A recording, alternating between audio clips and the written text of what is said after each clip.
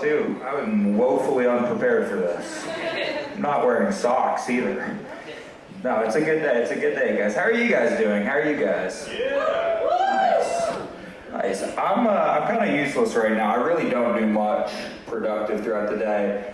So I'm mostly just like scrolling through Instagram now. And it's like my favorite thing. I love hate scrolling on the internet. You know, I'll just be scrolling. Like, you know what I mean? Like, you'll see your ex post and they'll look like a little bit too happy. So you just click, boom, reported for terrorism. It's what that button is there for. I don't know why you guys are acting like that. It's not there to stop actual terrorism. It's like the TSA. I don't know, it feels like my own Salem witch trials. It's great. No, I do. I love hate, like, commenting on people's Instagram posts. Not like a serious way, but like just for fun, right? Like, one time when I was 19, I posted a picture of me drinking a martini on my Instagram, and somebody commented under it, and he goes, "Aren't we the same age? Aren't you too young to be drinking alcohol?"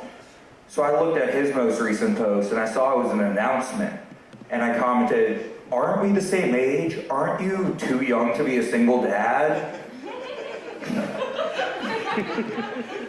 That's a funny comment. Fuck you guys.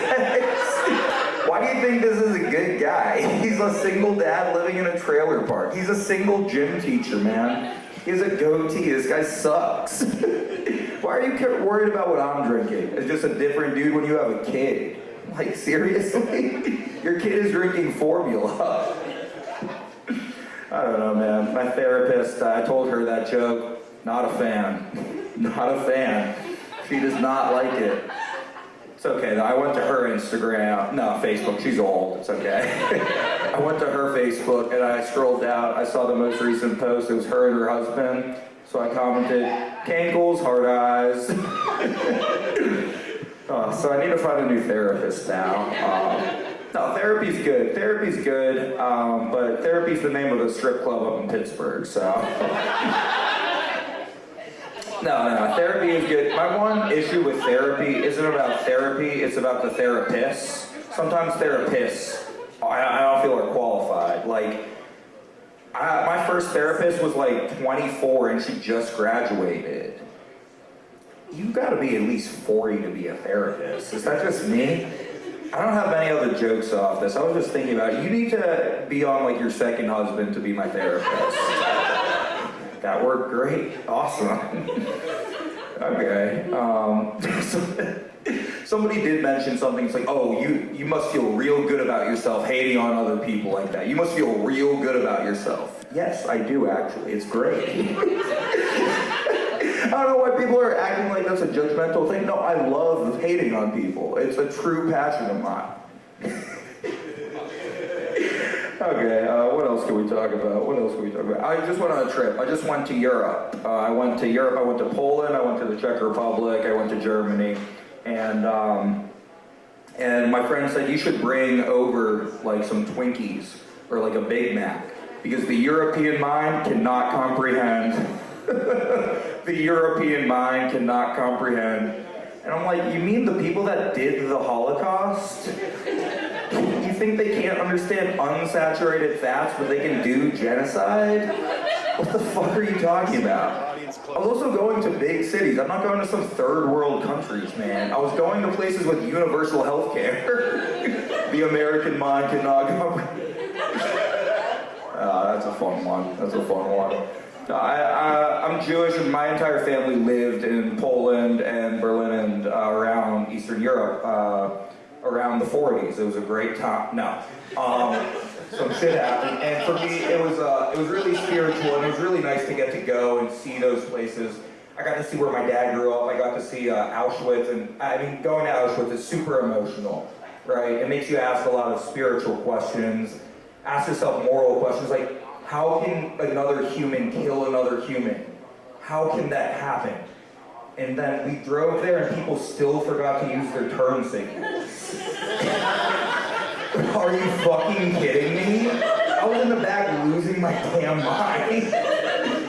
No, seriously, it makes you ask a lot of really introspective questions and really question what it means to be a person, a good person, moral.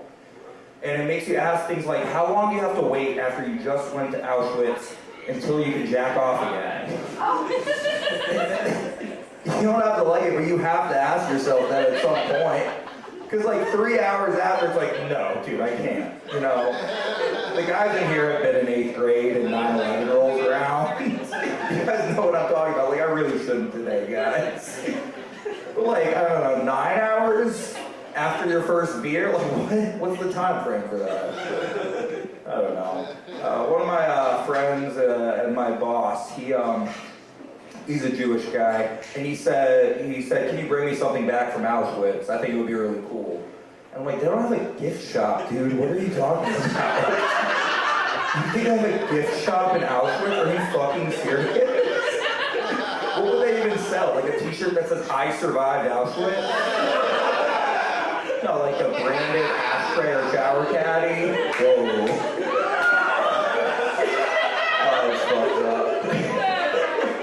That was fucked up, but you guys are the one that are laughing at it. No, they did have a gift shop, by the way. It's Jewish people run the place. What were you expecting? Oh, I lost you on that one, guys. You guys laughed at shower caddy and ashtray, but that's where I lost you? Yeah, the museum, it was also like pretty modernized. That was a surprise to me. It was pretty modernized. Like everything in the cafeteria there, they sell like Starbucks drinks. And I'm like, we're gentrifying Auschwitz? Are you serious? Are you guys going to open an Apple store soon?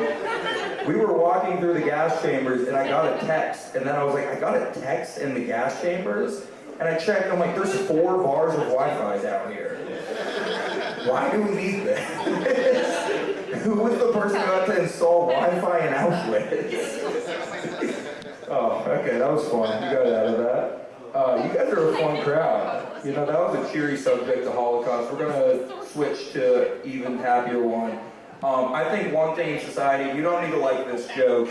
I think you might have to admit that at points I'm right. I think rape is a normalized thing. You know, truly, it's fucked up, but like, you grow up, and like, growing up is weird because you realize, like, oh shit, everybody is just raping, and it's insane. And one thing that's bothered me recently is guys won't ask for consent. I've learned that guys won't ask for consent, and they'll say like, oh, it's awkward, it ruins the moment. And I'm like, your alternative to an awkward moment is just to rape? What a crazy second choice. You know, I'm never in an awkward situation like, yo, gotta rape now. I'm never just like saying bye to somebody, we're both walking to the same way to our cars, I'm like, bye dude. Oh, you're going the same way? Take off your pants. I think it's fucked up. Okay, that's all I have on that one. You know, back to hate scrolling. I have some more shit to complain about with hate scrolling. It's a true passion, it's cool. I saw 2 posts that bothered me that I just gotta talk about. One of them was, somebody said, maroon is just like navy red. Doesn't that like make sense? And I'm like, is this your first time hearing about a metaphor? This is why Trump won. You guys are all fucking dumb. Holy shit, I was so annoyed. The other post I saw was somebody said, what's it called when you're a smart person but you just do stupid things? And somebody in the comments was like, I think it's called being a human. I'm like, it's called being stupid and overconfident. Who does a lot of dumb things? He's like, you know what? I must actually be smart, guys. What? Okay, I lost you guys on that. It was fine. What else? How much time do I have? I don't know. I'll keep riffing on things. Do you guys know what the rice purity test is? God, I fucking hate you guys. Okay, the rice purity test, I don't know if this joke will work if you guys don't know what it is, but Rice University is like a Catholic university, so it has a list of things, and like, it ranges on like, a lot of like college-like activities. So it's like, have you had your first kiss? Have you had sex? Have you had sex with 2 people? Have you drank alcohol? Have you smoked weed? Have you done this drug? Have you been arrested? Just naming Cody's last year.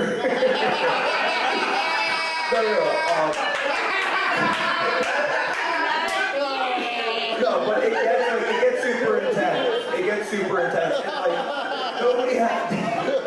That's all I know really well. Should I get lighted? Okay, cool, I'll finish up. No, but it gets even crazier, like having committed arson or incest or a felony or bestiality or voyeurism or all these really crazy things. And I was looking through it the other day and I was thinking, you know, I think Trump has done everything on this except for go down on a woman. Isn't that so funny? Like, even if you like Trump, you gotta admit that he's not munching on box, man. He's not in that sniper's position eating pussy. No. And like, it's funny to think that like that's where his line in the sand is. Like, eating pussy? No, wouldn't do that. Fuck a kid? Probably. Is that not funny to you guys? And on my closer, I like ending on this one. By the way, thank you guys all so much. You guys have been such a fun crowd. Thank you guys. Give yourself a round of applause. Give a round of applause to your host, your boss staff. Thank you guys. You know, I'm Jewish and Chinese, and I gotta preface this joke with it so I can say racist shit, okay? No, I'm Jewish and Chinese, and me and my friends were hanging out last week. We were smoking, hanging out, and one of my friends said, would you guys eat your girlfriend out if she was on her period? And one of my friends said, Josh probably would. Josh probably would because he's Jewish, and I heard it tastes like pennies. Whoa. I said, no, that's anti-Semitic. That's fucked up. It's because I'm Asian and I like to eat cat. Guys, I'm Josh Pilarski. Follow me on Instagram. Have a good day.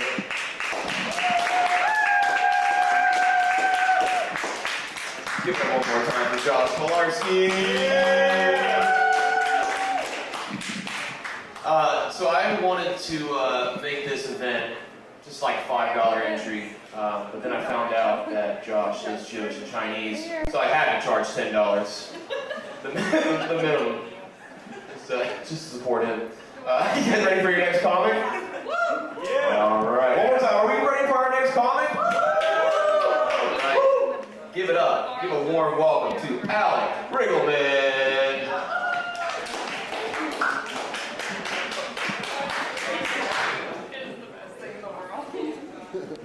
I saw they didn't have a wooden stool, and that was the biggest problem I had so far because I wasn't sure if my water was going to stay, and if that spilled, I was just going to kill myself and walk off. And look, I know they said to silence your phone. I can't silence my phone before I go on stage because every time I have a show, I always tweet out, this is finally the day that I kill myself. So I need to have my phone on in case anyone I know calls me and it's like, hey, did you actually do it this time? And I'm like, well, we'll see how this goes.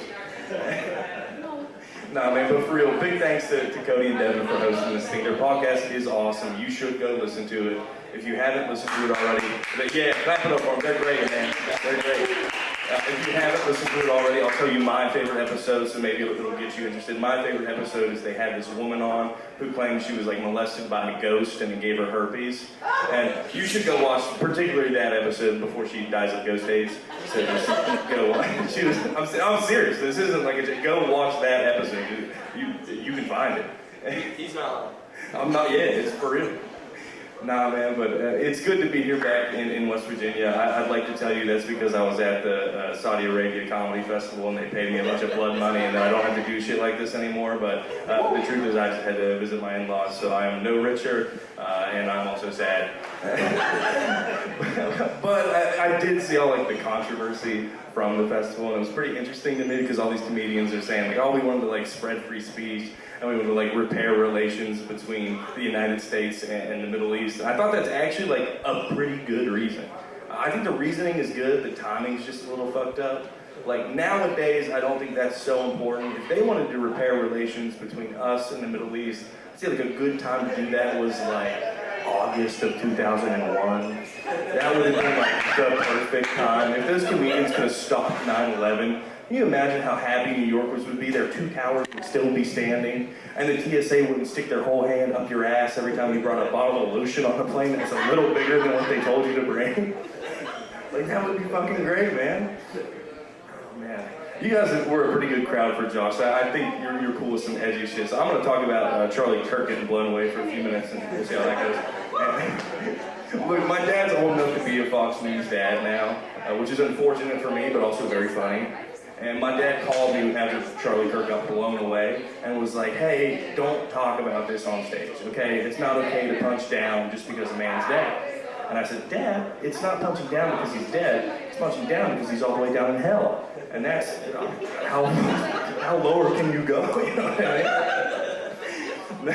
Dude, my dad would always argue with me about Charlie Kirk because I would tell him that I thought he was racist. And my dad would say, like, no, I think he's just an opportunist. So I had to find a way to like distinguish the two for him so it made sense. And I finally figured out how to do it like right when he got shot. I was like, look, Dad, I know that you think he's not a racist because he just says these racially inflammatory things. But you don't think he believes it. You think he just says it to get people to look at his platform and drive engagement to make money. So you think that makes him an opportunist. I said it doesn't. To me, that just makes him a racist. To me, what an opportunist is someone that, I don't know, sees someone have an opinion that they disagree with. They find out that person's public speaking schedule. They then go to the next public speaking event that person will be at. They climb a building with a rifle near where the person will be speaking, and then they shoot that person. That, to me, is very opportunistic. You know what I mean?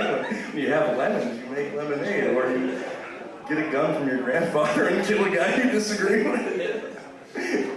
Oh no, man! It is. I love being from West Virginia. Though one of my favorite things about West Virginia has always just been like the nature in Morgantown itself and how cool the area is. One of my least favorite things about West Virginia has always been cops. I think West Virginia cops are kind of the worst, and I think most of that, they do suck. Most of that I think is really just because I used to drink a lot, and one of my favorite things to do while I was drinking was drive, and cops really don't fuck with that at all. They don't like that shit. You shouldn't do it. Yeah, that's true. I could usually weasel my way out of it with my charm and color, but sometimes they were really wanting to make an example of me. But you know, like I said, my dad's a Fox News dad, so he can just make that shit go away. It's pretty dope.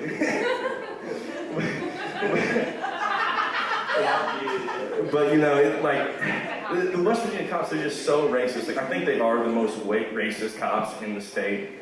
Like, they're so racist, they're still mad our state animal is the black bear. That's the wrong kind of bear to them. Their second least favorite bear is, of course, the brown bear. Their most favorite bear is, you guessed it, polar bear.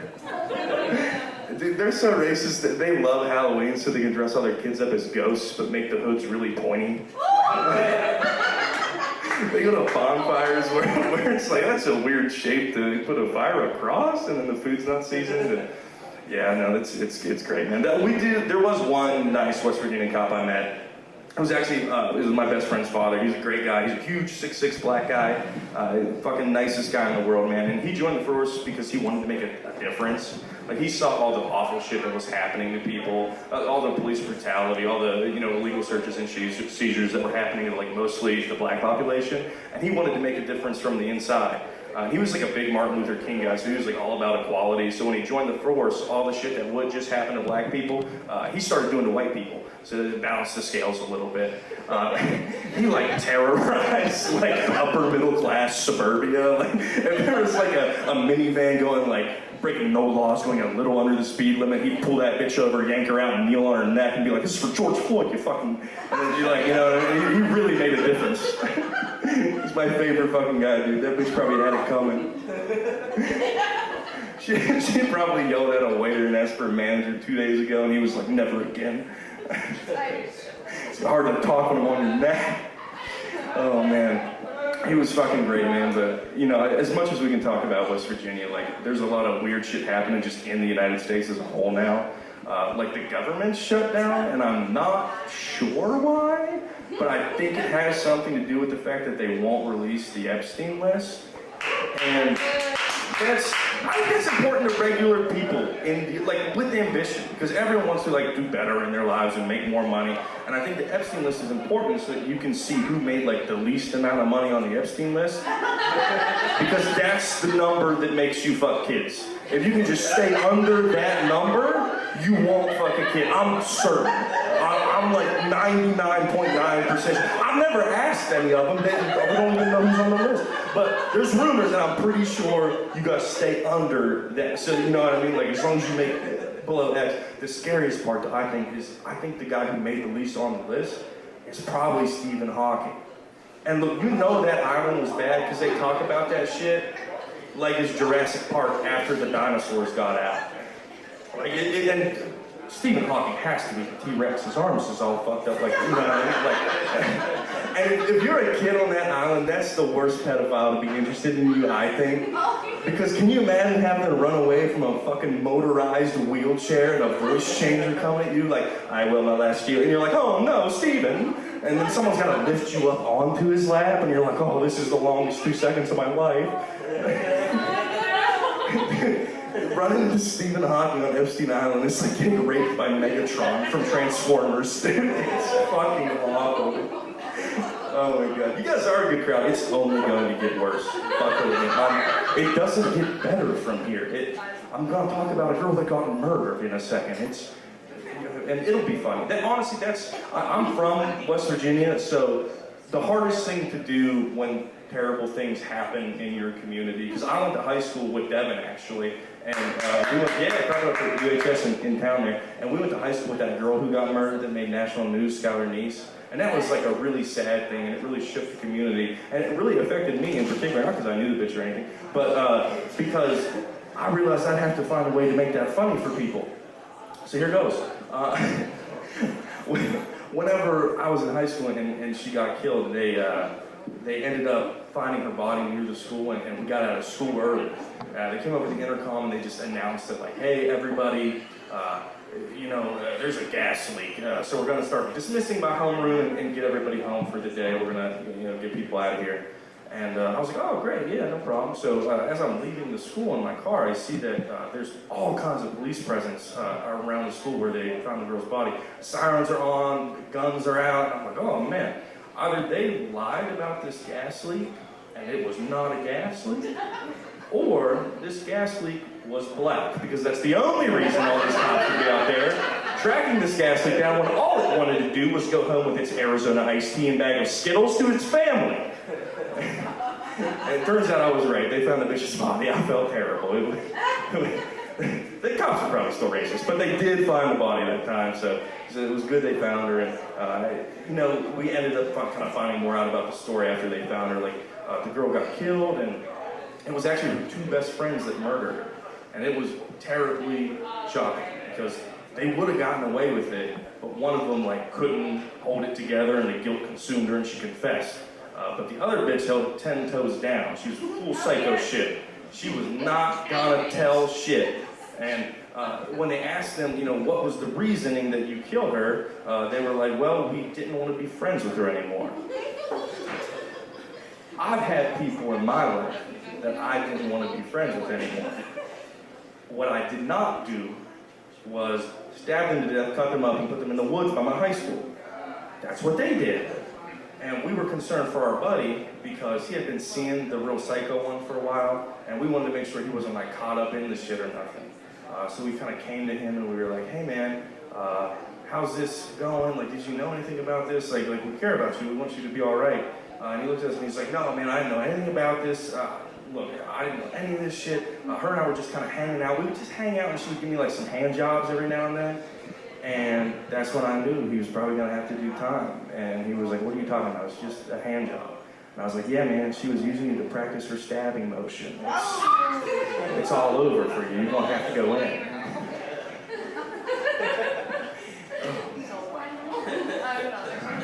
West Virginia, man, it is crazy, especially being downtown, near High Street and stuff. My buddy and I, we try to see each other once a week still. And we'll usually grab a bite to eat, on High Street. And a couple weeks ago, we was out, and students had just came back, and we were just trying to go home at a regular hour, and all of a sudden, these women poured out of this bar and started screaming at each other. And we were like, well, can't go home now, we have to watch. And so we start watching these girls argue, and they just get to fighting almost immediately. And it was, no offense to the ladies in here, it wasn't a bullshit girl fight. They weren't pulling hair. They were throwing haymakers, full fists, okay? From fucking Florida to Rhode Island. These bitches could not hit shit but their faces. It was awesome. And as we were watching this happen, we saw this other lady kind of not paying attention. and she was like walking towards the scuffle. She was like staring at her phone. She's kind of limping a little, which I thought was weird. But you know, some people can't walk in heels, so whatever. And she makes it, her luck would have it like right in the middle of the fight. Right as these girls like take a breather, and they look at this bitch, and I think they thought she was trying to break it up, and they took that as the ultimate disrespect. And they decided to put aside their differences to beat the shit out of this bitch, and they start stomping her ass the fuck out. I mean, they beat the shit out of this. Rodney King got treated better than this bitch. It was fucked up. And afterward, we're all laughing. The Morgantown police run up and start OC spraying everybody and pepper spraying. They're clearing them the fuck out of there. And we went back inside the bar, and we were like watching through the window the aftermath. And we see the girl that was kind of limping, that got in the middle, and the girls kind of joined together to beat up. We see her kind of like hopping on one leg, like rubbing her eyes from the pepper spray. We didn't know why she was hopping on one leg until it hit us. She was an amputee. She was limping because she had a prosthetic leg, so now she was standing there like a fucking pirate because that shit got lost in the scuffle. And we were like, oh, we're losing our fucking mind. It's the craziest shit we ever seen. We're looking around, and we see this one bitch that was fighting her. Now she's got the peg leg, just like running around with it. Like, we thought she might have been trying to give it back, but I think she was just trying to do a finishing move on the bitch with her own leg. After that, I mean, we just assumed they all made it home and went the other way. It was, I'm trying to figure out what happens after the peg leg gets used as a weapon. See, we landed that plane. We didn't even hit the tower. That was good. Oh man, I got one more for you guys. I'm gonna get the fuck out of here. Look, I really like my generation. I do. I really like my generation. I think we're kind of the best. I'm 28, so I'm kind of like right in the like the good generation, I call it, because the people above us, like, they did their best, but they didn't really grow up with the internet, and so they kind of had to learn it later, which I think harmed them in some way. And then the people under us, like, they're so brain rotted from the internet that they're all fucked up. The problem, I think, though, with my generation is that we just like to share our trauma too willingly, and just, we don't really have that many secrets. We're just so used to talking to people anonymously on the internet that it really turns into like a weird situation when you start doing that shit face to face. And I've noticed it like really affects dating life. Like recently, I went on a date with this girl, and she grabbed me when we were on the way to the restaurant, and she looked at me and she was like, hey, I just want to let you know before we get there, I really like you, I think you're attractive, and I would like to have sex with you. And I said, that is the weirdest way I've ever been propositioned for sex in my entire life. And this either means one of two things.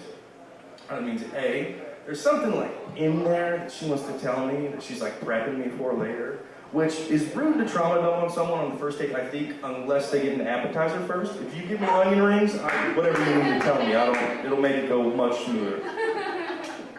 Or two, she was giving me advanced consent because she planned to get absolutely fucked up at dinner and knew my bill was about to be outrageous. But lucky for me, it was just the trauma. So we sat down and got my onion rings, and she had just shared with me. She was like, hey, look, I know that was weird earlier, but I just wanted to tell you, like, I just had a weird, like, sexual situation happen to me in my life with a family member, and I'm trying to work through that and be upfront with people and have a healthier relationship with sex. And I said, that's awesome. I've been having a great time with you. We certainly don't have to do anything. Like, we can take things at your pace. It's all good. And we actually ended up having a really great day. We even dated for a while afterward. And then, of course, the next day I'm telling my friends about it, and I'm like, yeah, it was weird, but we had a really good time. And all they wanted to know was, like, did you have sex with her? So I had to tell them, like, if the pussy was so good that even her dad was willing to try it, why would I not sample it once? Like, That's not even the most fucked up part. The most fucked up part is that she got fucked by her dad and was like, no, I'll give Dick another try. But then after we broke up, she became a lesbian. So what the fuck? Hey, thank you guys so much. You've been a great guy. Y'all have a fucking wonderful night. It works out really well because somebody was asking about a horse joke here earlier. So I normally don't tell this to people. You guys got to keep this under wraps. But I used to be a horse girl. Yeah, I know. That's why I normally don't tell people. All right, it's a real glue. You got to ring that shit in, And I've been trying to get away from the whole horse thing for years now. I've been trying to fucking, I don't know, get out of there, gallop away, and then I just can't. I can't seem to escape it. But one of the worst names I've ever given myself unintentionally, and I don't know if you guys know this. I don't know if you guys look like horse people or not. I honestly can't see you. But if you are horse people, you can back me up on this. So if you fine people of 1, 2, 3 have ever gone to a horse track before on the backside, where you're gonna go look at the horses for real, you're gonna look at them like, woo, up close, right? They give you a card, okay? So they give you a card, it's sort of like your permanent record. It's with you forever, you have one card forever, right? So I get there for my first time, I'm there to see a man about a horse. Not even a euphemism, I'm just there to see a man about a horse. And so I get there, I get on the backside, everybody else checked in, me, last person in line, easy peasy, right? Last one on the list. And they go down the list and they don't have Chelsea Hlasnick. No. The guy looks down at the list and he goes, oh, bad news. So we have you down as Chelsea Hlasnick? That's okay, right? No? Can I say? Apparently you can't say no. So forever, if I ever go to another horse track ever again in my life, I am Chelsea Hlasnick. Hello, my hoe ass is here to see some horses. So yeah, that's better than that, right? I guess it could have been like Farty McButtfart, but fuck, it always gets laughs. Every damn time it should have been Chelsea Farty McButtfart. One of these days I'll learn. Not today. Today I'm Chelsea Hlasnick. So nice to meet you. Hello. I don't know. I was gonna do a whole thing about a joke that one of my friends does, but he didn't tell it tonight. So I'm just gonna tell it to you. I'm just gonna tell it to you dry, nice and dry for you guys tonight. So I don't know. Well, I think it works out because this is like a podcast show, right? Right? We're here for a podcast. I love it. It's such a rare thing to see two men doing a podcast together. I love it. And I don't know if you guys... it's crazy. Fucking groundbreakers here. And I love it. And I don't know if you guys have watched their podcast. I have never watched it before this week. But I looked at it, and you guys look so cozy. I love how cozy they look in their podcast. I've never seen a more cozy podcast in my life. First of all, groundbreaking, 2 men, 1 podcast. What is this? Second of all, they're always on a couch, and at least one of them is hugging a number of pillows. And I just love that. I've never seen a more comfy looking podcast in my life, and I want more of it.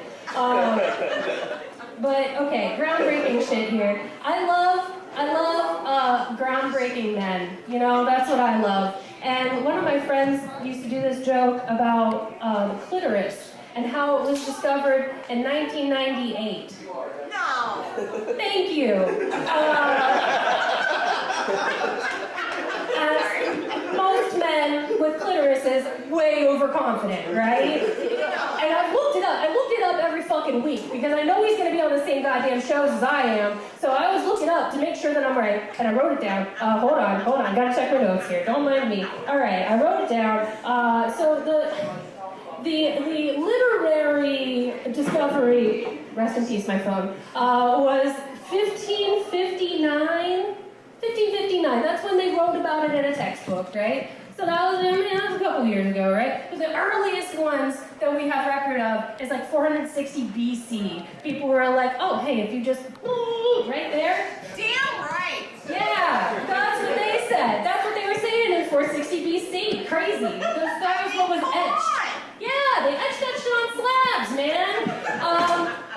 But I don't know. I just love that this dude literally looked at the first Google result and was like, that's as far as I need to go.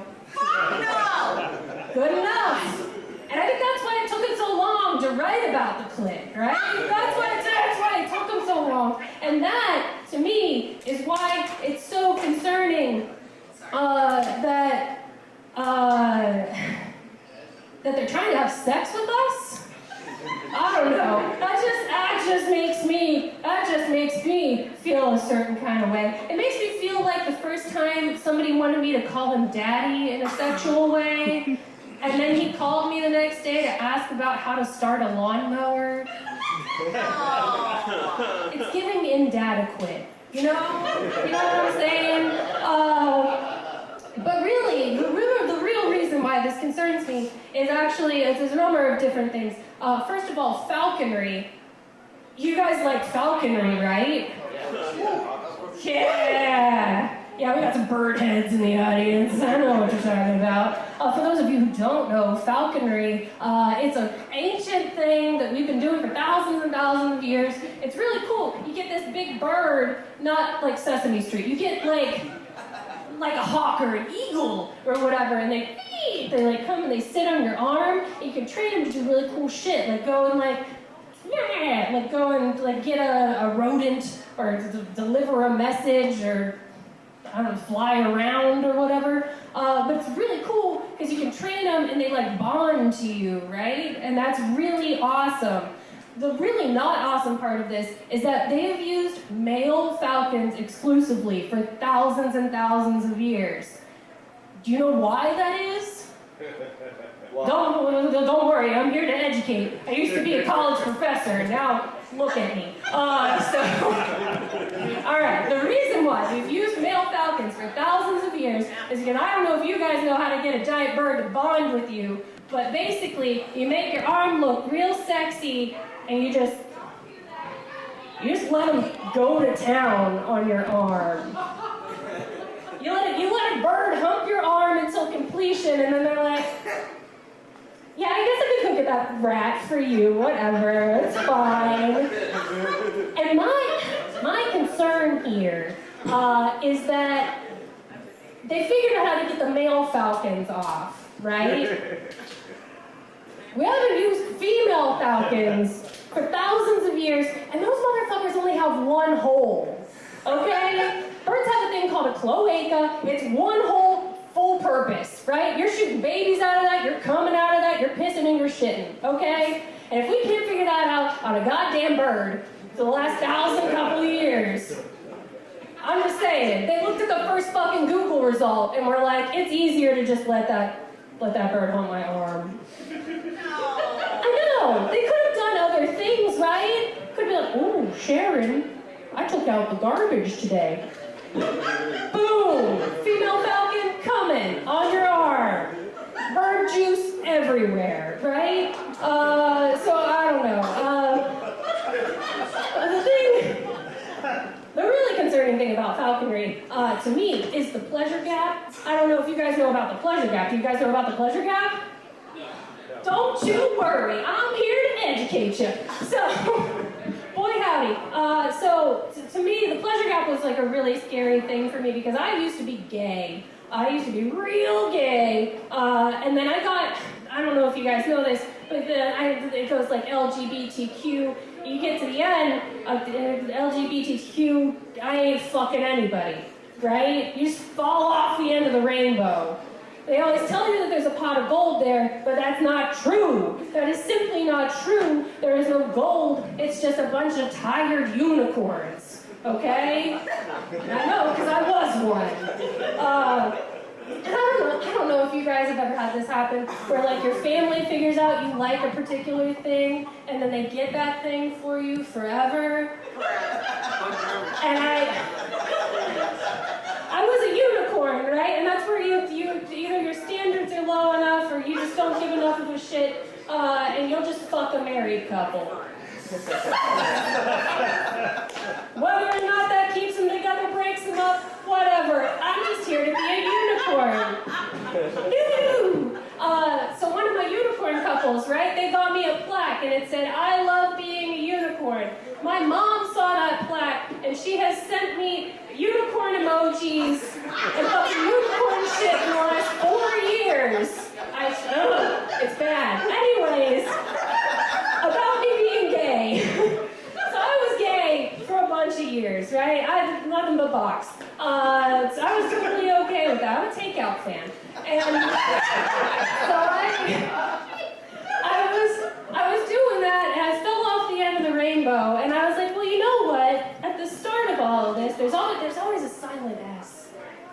silent S at the beginning of that LGBTQIA whatever shit, and that's the straight. That's the straight at the start of the rainbow. And I was like, I could go back, right? I could do this again. I've done it before. How hard could it be? It's fucking hard. It's hard. Thank you, ma'am. I feel like we need to go have a drink after this or something. Are you a unicorn? I'm not married. Also, okay, back to the marriage thing. I can't have any of you guys telling my mom about what I'm really doing with the whole fucking unicorn thing, because her and my dad fucking split up, man. And of all the marriages that I've fixed in my life, by being a unicorn, I feel like she's gonna be like, you didn't even have to sleep with us, right? Like, you couldn't just, I don't know. I can't have her find it now. So I was, I can be straight again. I can be straight. And so what I did is I decided that I was gonna try and have a one-night stand with some random man. Good luck with that. Well, I needed it. I didn't have it. So I got there, right? And I don't, they always say you don't forget your first time, right? Which I didn't. That's still burned in here. But, your first time back, though, getting back on that horse is weird. And I would know. I was a professional. So, I don't know, man. So we were there, right? And I had to analyze, like, how far I'm ready to go on this one-night stand. And it was, in the wise, semi-racist, he's not really a great guy, words of Meatloaf, I would do anything for love, but probably not for this one-night stand, right? So I decided I was gonna give this man a fucking treat. I didn't know if this was a treat or not. Ben told me if it was, but I was like, no, I'm gonna give him a hand job. No. Hold on. That's the first man I've heard. I was gonna do it with two hands. Dueling hand jobs. Come on. Hey, let's go. It's about the spirit of the thing, right? I don't know. All right, so we're there, right? And I don't know. The pants come off really fucking quick whenever you're dating men. And I'm sitting there, like, eye to eyes with this thing for the first time in years, right? And like, what the fuck do you do with this? And I don't know why, I don't know what's wrong with my brain, but for some reason, the only thing that I had in me at that moment was the Bop It theme song. Happened to anybody else? Yeah. So I was like, okay, all right, no, we can do this, right? So the first one is Bop It. So you just that's okay. That's an okay thing to do with a dick, right? The next one is Twist It. That's got spicy, right? Ooh. Oh, this girl really knows what she's doing. Both hands. Woo-hoo. Oh, they love that. The double hand twisteroo, they fucking love that shit. The next one's Pull It. That's easy. That's like fucking riding a bike or a strap-on or whatever you kids are into these days. And then the next one's is what fucking fucked me up, man. The next one's Flick It. Don't flick it. You got it. Don't flick it with both hands, especially. And I don't, like you guys have heard the sound that like those things make whenever you fuck up, right? Like ooh. I heard that man's dick make that noise, and it was so bad that we 11'd all night long. I don't know if you guys have ever done that before. It's very Amish, where you just both like lay beside each other. Nobody's touching anybody.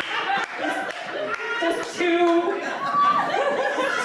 people not touching in a bed for like fucking 7 hours or whatever. So I wake up, right? I wake up the next morning and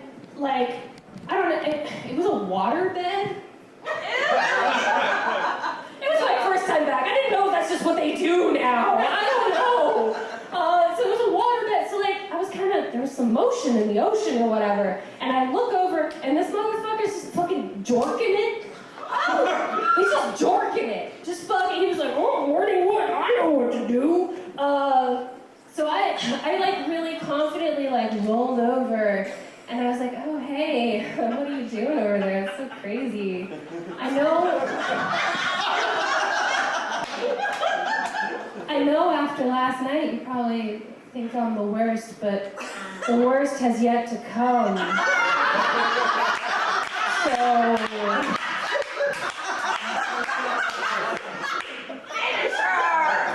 it didn't work out.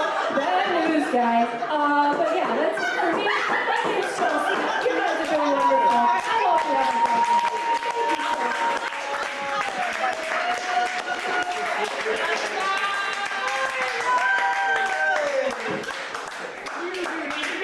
One more big round of applause for Chelsea.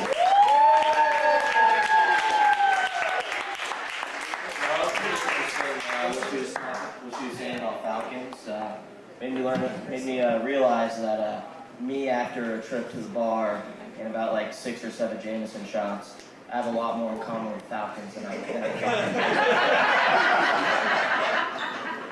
thought. But coming up next, we got my friend Cody Hively, the half of the WYLTK Podcast. Give it up for Cody. Thank you so much, guys. Give it up one more time for Devin. How are we feeling now? We having fun? I guess I can't jack off on our waterbed ever again. What the fuck? Jesus Christ, that's my favorite place in Georgia, too. Fuck, man. So I just did a comedy show. I was in a comedy festival in Ohio. You can go to Falcons. About to be big time, guys. About to go to Hollywood. About to be famous. But right now, I'm just famous in Columbus. Right now. That's pretty much where I got so far. Yeah, not bad. Pretty chill area. I'm from Parkersburg, West Virginia, so Columbus just really felt like... Wait, did I hear a yeah? Holy shit, what the fuck? I can't go home, dude. That's crazy. You drove from Parkersburg to Morgantown. Awesome, dude. Thank you. But anyways, Columbus really feels like a bigger, flatter, gayer version of my hometown. And when I told my friend that, he's like, dude, we have gay people. And I was like, I mean, I know we have gay people, but they're all closeted police officers. Yeah, it's true. I mean, they protect and serve. The balls, the dick, everything. They do it all. And you have the right to remain silent about that blowjob I gave you in the back of my cop car, for sure. Or I will kill you. I'll shoot you. They always shoot their like gay lover. Like that's the thing they cops do. Like they like it's like you know how praying mantises eat the head of their lover. That's like the human version of like gay cops. That you. No, They are stuff. But like it's like dude, okay, so like it's a rumor, right? Like no one actually, you can't know that you had sex with, you know, your lover because it's a rumor, right? There's no way to like physically prove it, like. But now if men could have babies, then that would be a problem, right? Because the entire police force in Parkersburg, West Virginia would just be pregnant. They'd all be pregnant. Can you imagine getting pulled over by the Parkersburg State Trooper? Like he comes out and he's like. He's on 6 months, you know? License and registration. I don't know, pregnant cops is funny to me, I guess. And it's funny because I know half the cops in my hometown, dude. I could never do this joke in Parkersburg. There's no way. They would not be cool with that. The other day, this is kind of fucked up. That didn't make me happy. A girl told me I looked like I'd sell her bad cocaine.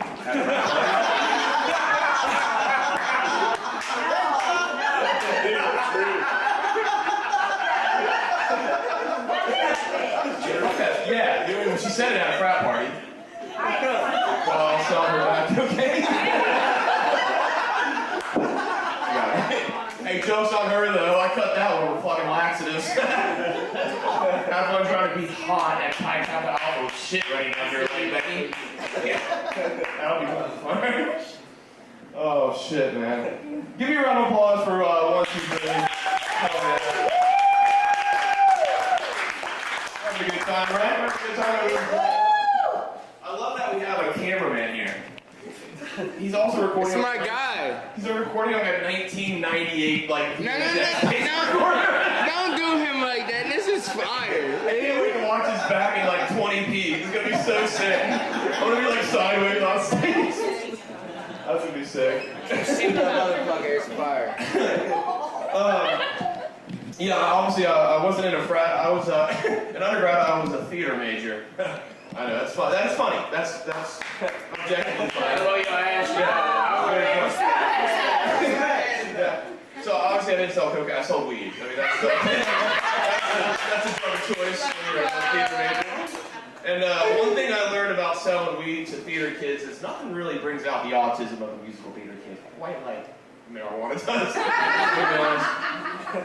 So the musical theater kid hosted like the parties, and like I was at like the 3rd annual Full Moon Harvest Festival because they just can't have a fucking house party. Like theater kids had to have some like gay theme to the fucking party. You know what I mean? So I'm at the party and I'm doing my thing, selling my weed, smoking the musical theater kid up. He takes one puff and he just stops in the middle of the conversation, just goes to the living room, pulls out a 1,000-piece puzzle, starts doing it, and he sings the entire. This is true story. I can't make this up. Like this is, and he starts singing the soundtrack to The Lion King. Like in the middle of the party. And he's loud too. Like there's fucking Fetty Wap playing on the speaker behind him, and he's going like bar for bar with Fetty Wap. Like, this is crazy shit. And he like forgets that he has the weed. He gets up and passes it to me. I'm like, this is like, I'm thinking to my head, like, this is the weirdest mother. Alright, actually, you know what? Hakuna Matata is a fucking banger. Good song, and you're doing the fucking puzzle wrong. Everyone knows you do the edges of the puzzle first. You know what I mean? Scoot over, let me help you, bro. Let me myself in. I took a test. I'm not autistic. I'm Irish. Throw that out. So it's going alright, I guess.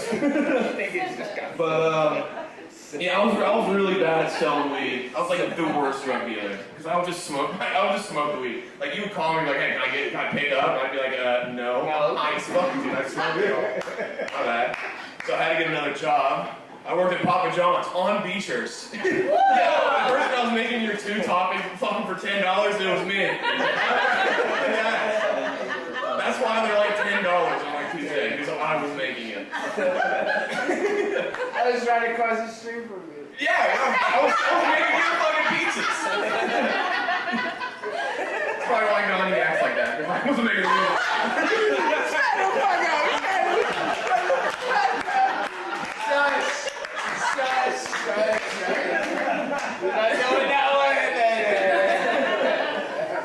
I will say, like, I was always hard at work just because, like, why not, you know? And there was one day I came in, I was so high, like, I had the manual breathing high. You know when you get that high when you, like, you're breathing on manual? You know what I'm saying? Yeah. I don't think she had a problem. Ghandiii, shut up! Talk over there, bro. I love you, dude. I love you. He's talking right now. I love you. I'm sorry. Shut up.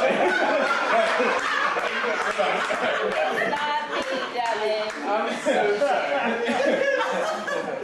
I mean, I will say, everyone at Papa John's looked like Ghandiii. Like, everyone around they all looked like him. Like, everyone inside, that's who makes the pizzas. Me and him. Like, it was just like on the assembly line, making the pizzas. But then one thing that I thought was really crazy, like, everyone that drove the deliveries had DUIs. Yo, you guys chill! No, they literally, like, what's wrong with DUI?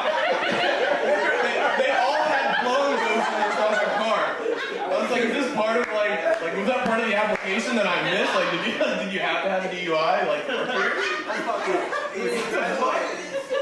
well, again, we're smart. We went to school, right? Like, correlation's not causation, right? They didn't get DUIs delivering pizzas from Papa John's. They delivered pizzas from Papa John's because they got DUIs. You know. My girlfriend loves Papa John's. It's not that, but I don't know why. That's a weird transition to that joke now I think about it. I was just trying to figure out a transition, but she does love pizza. And she also loves dark fantasy smut novels. Okay, well, usually here, girls get real quiet when I mention that part, but you guys are proud of it. Well, all right, well, I'm going to share anyways. Some dark fantasy smut novels. For the gentleman, I'm talking to the gentleman in the room right now. Dark fantasy smut novels, basically what it is, it's like evil Pornhub for women that listen to Taylor Swift. I take that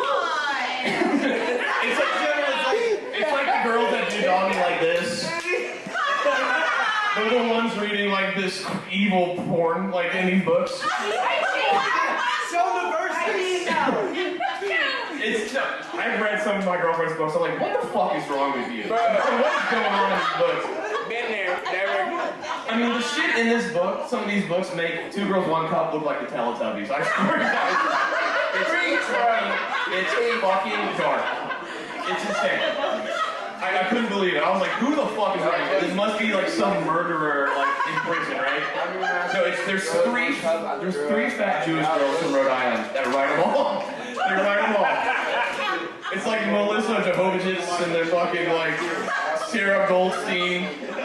They've never been late like once in their life. And they're writing shit like this. Listen, this was like an actual page in my girlfriend, one of her books, right? So the setting starts off, this is word for word, like the princess in the castle. And then she talks. I'm alone and scared in my dark, cold castle. They grab me and take me to the basement. I'm scared for my life, I'm afraid to die, but yet my pussy throbs like a house.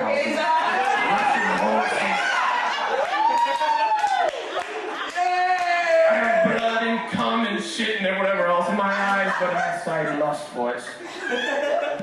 The dragon fucks me in my mouth. The vampire fucks me in my pussy.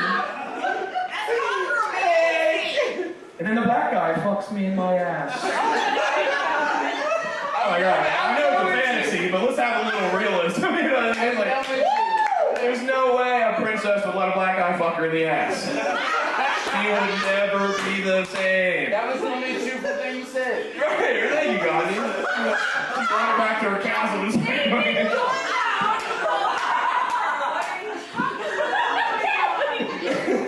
Hey, you gotta give him credit for this. no, honestly, I got caught hard. I'm not gonna lie. If you guys don't realize, my mom doesn't like my comedy. She does not say that. She doesn't like my jokes. Kelly loves it. Hey, my mom doesn't love it, but Devin's mom loves it.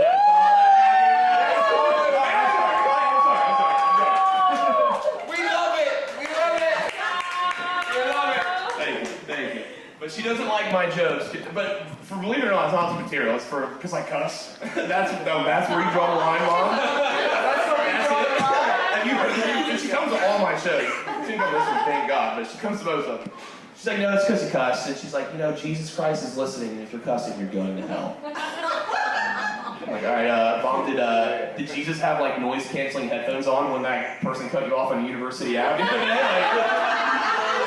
Pretty sure what you just said is not going to get you through the pearly gates, Mom, but you know, it is what it is. Yeah. She doesn't like my jokes. She doesn't like my dad. Makes sense. Dad doesn't like her. They're divorced, so math is mapping right now. But my dad, like I said, my dad doesn't like my mom, but he does like three things, and three things only. He loves online dating, he loves sprint car racing, and he loves the weather. That's like the ultimate Western Union dad package right there. Like he loves the weather so much, like he pays a like online subscription for an exclusive satellite that he has access to watch like clouds in the sky and different like formations of weather. Like he called me the other day, he's like, what are you doing? I'm like, I'm headed to the grocery store, and he's like, got pissed. He's like, what the hell? We're in fucking Cumulocolumbus cloud, fucking 45 miles an hour in the west, I'm about to get you. Like, a fucking rain cloud? Like, what is that? Quit acting like you're the fucking meteorologist here? Like, this is a fucking insane thing to do. Yeah, but he loves sprint car racing. He loves it so much he named me after a sprint car driver. So, one of my best friends in high school, It's Hawaiian, and this is his real name. His name's Lolakani Kolapiliani Kolamalani. Wait, Fucking what? mouthful. I know. Fucking Hawaiian.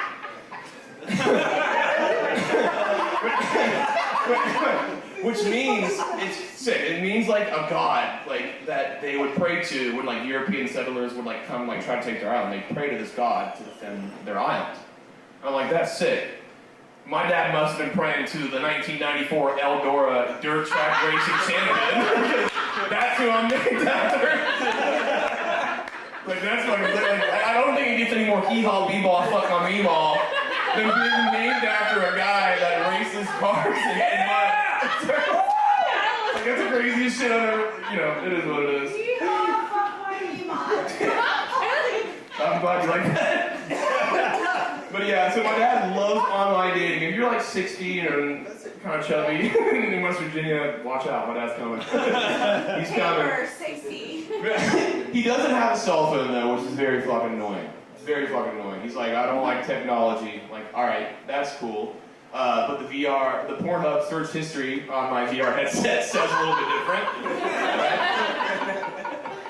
He's not going to try it. Yeah. I mean, I don't blame him, but like, bro, okay, you're too old school to text, but you're just modern enough to jack off in 3D. It's like finding like a middle ground here, like what the fuck is going on? But yeah, he called me the other day. He's like, hey, can I use your cell phone? I'm like, for what? He's like, I need a fucking cell phone number for verification for this online dating app I want to join. I was like, no, there's no way you're gonna sign my cell phone number. You get your own fucking phone. 'Cause I'm not gonna get alerts for single 60-year-old women in the area. I got PTSD from that in elementary school. I came home, this was the craziest shit I've ever experienced. I came home, my dad, I don't know if he thought I was coming home or what, but I was home. There was his truck and then another Toyota truck in the fucking driveway. It was very funny. I'll get to the point. So I come in and I'm like, Dad, are you home? I don't hear anything. I'm just like, oh, maybe I just walked around. He likes to walk around the park. So I go to his bedroom. The door's like kind of open, kind of closed. I push it open, and still, this is like the most troubling thing I've talked about ever on stage. My dad had a girl in a full Nelson, fucking her, and, like not even on the bed, like in front of the bed. Like the biggest hits I've ever seen in my entire life. I mean, that was the biggest hits I've ever seen in person as a 12-year-old. So like, you know, went up for that. But I was scared for my life. I was like, I couldn't tell. He was just as big as her. So I couldn't tell if he was fucking or fighting. I don't know if he was winning or losing. I was like, should I still get the gun? Like, I don't know. Are you winning? Like, what the fuck's going on in here? I've never told that on stage. I said I would never tell on stage. I told it the other day.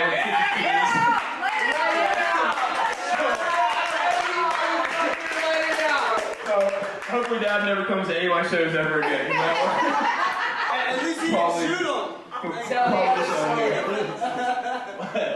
Get a round of applause if you're from West Virginia.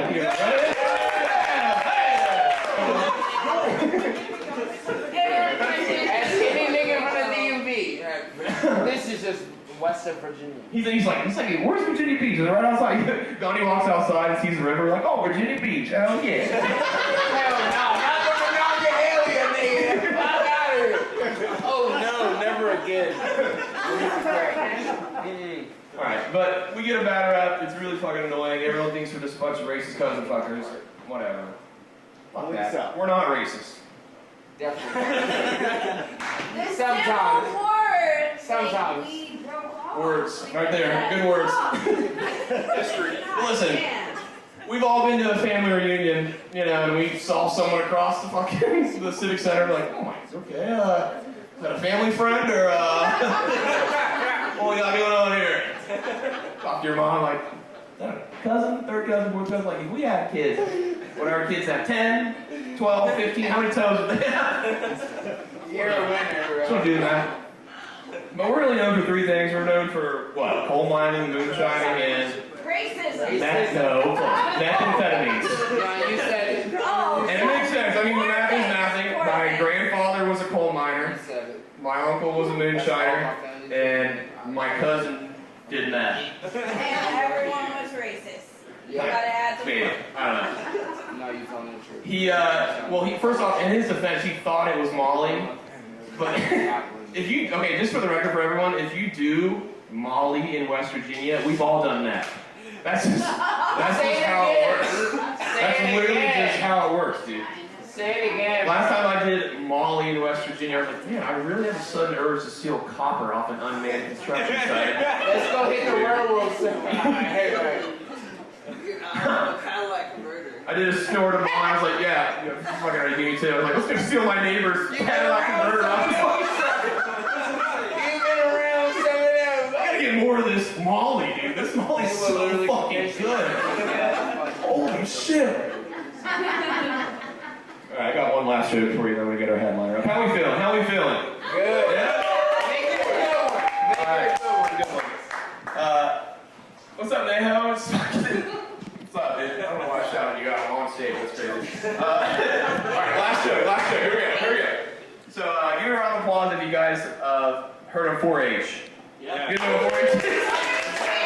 Dude, 4-H is the craziest shit. Like, if you're not in West Virginia, you don't know what 4-H is. No. It's basically it's essentially just competitive farm raising. That's a lot. If you think about it, it's just competitive farm raising. It really is. I mean, it's like fucking.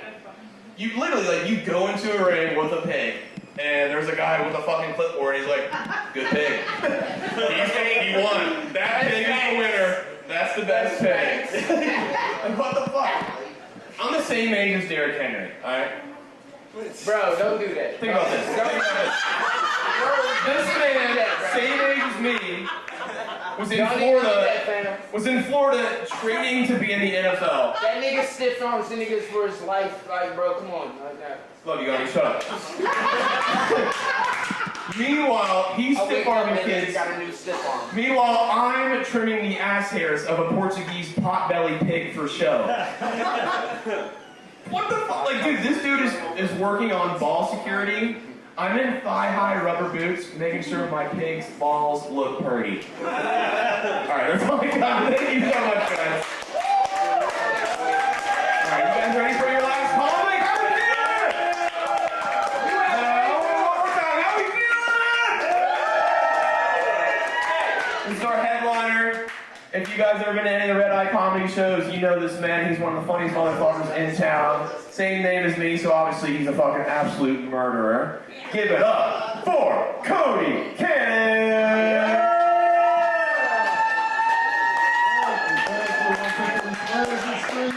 Glad to see you guys all out. How we doing? 123 Pleasant Street. Nice.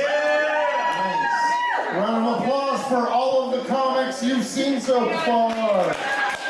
Yeah. And just so you know, after me, there will be a hip-hop portion of the show. So make sure you stick around to watch some dope-ass hip-hop. It's important. You gotta support the arts. Yeah, I am the second Cody on stage tonight, the second Cody. Fun fact about the name Cody. Cody is the #1 name for people in my age range that come from poor, uneducated white families. That's a statistic I read in a book once. We did it, Mom. We did it. We're poor and uneducated. Yeah, exactly. Yeah, I have. My parents did bless me with some great hair. Which means that it prompted somebody to tell me I look like a professional wrestler, Mick Foley, fuck Shirley Temple. So that's fun. Another one I got on my mug shot. Somebody said I look like hey, you guys in the back, shut the fuck up! Get out of the room. Go somewhere else. Shut it. Hey, shut up. Go to a different room. You're on the show. Get out of here. Go on get. Yeah, exactly. Okay, we're back. Okay, we're skipping over what I look like. It's fine. How we doing, guys? Are we having fun? You guys believe in God? You guys believe in God? One person. I don't believe in God personally. I'm not believer in God. But sometimes I wish I did believe in God, because if God was real, that would mean God made squirters. And I think that's pretty cool. I think that's pretty cool if you're asking me. Like, if God was real, he kind of went off on squirters, you know what I mean? Like, it's pretty cool to think that God would be like, you must honor your mother and father. Also, some women are gonna ruin your mattress. You know, like, definitely don't take my name in vain, but some bitches are gonna be super soakers, you know what I mean? They're gonna be squirting. Squirters, also, they're freaks. I don't know if you guys know that. Freak-a-leak, that's what I like to call them. It's dumb. Yeah, freak-a-leak.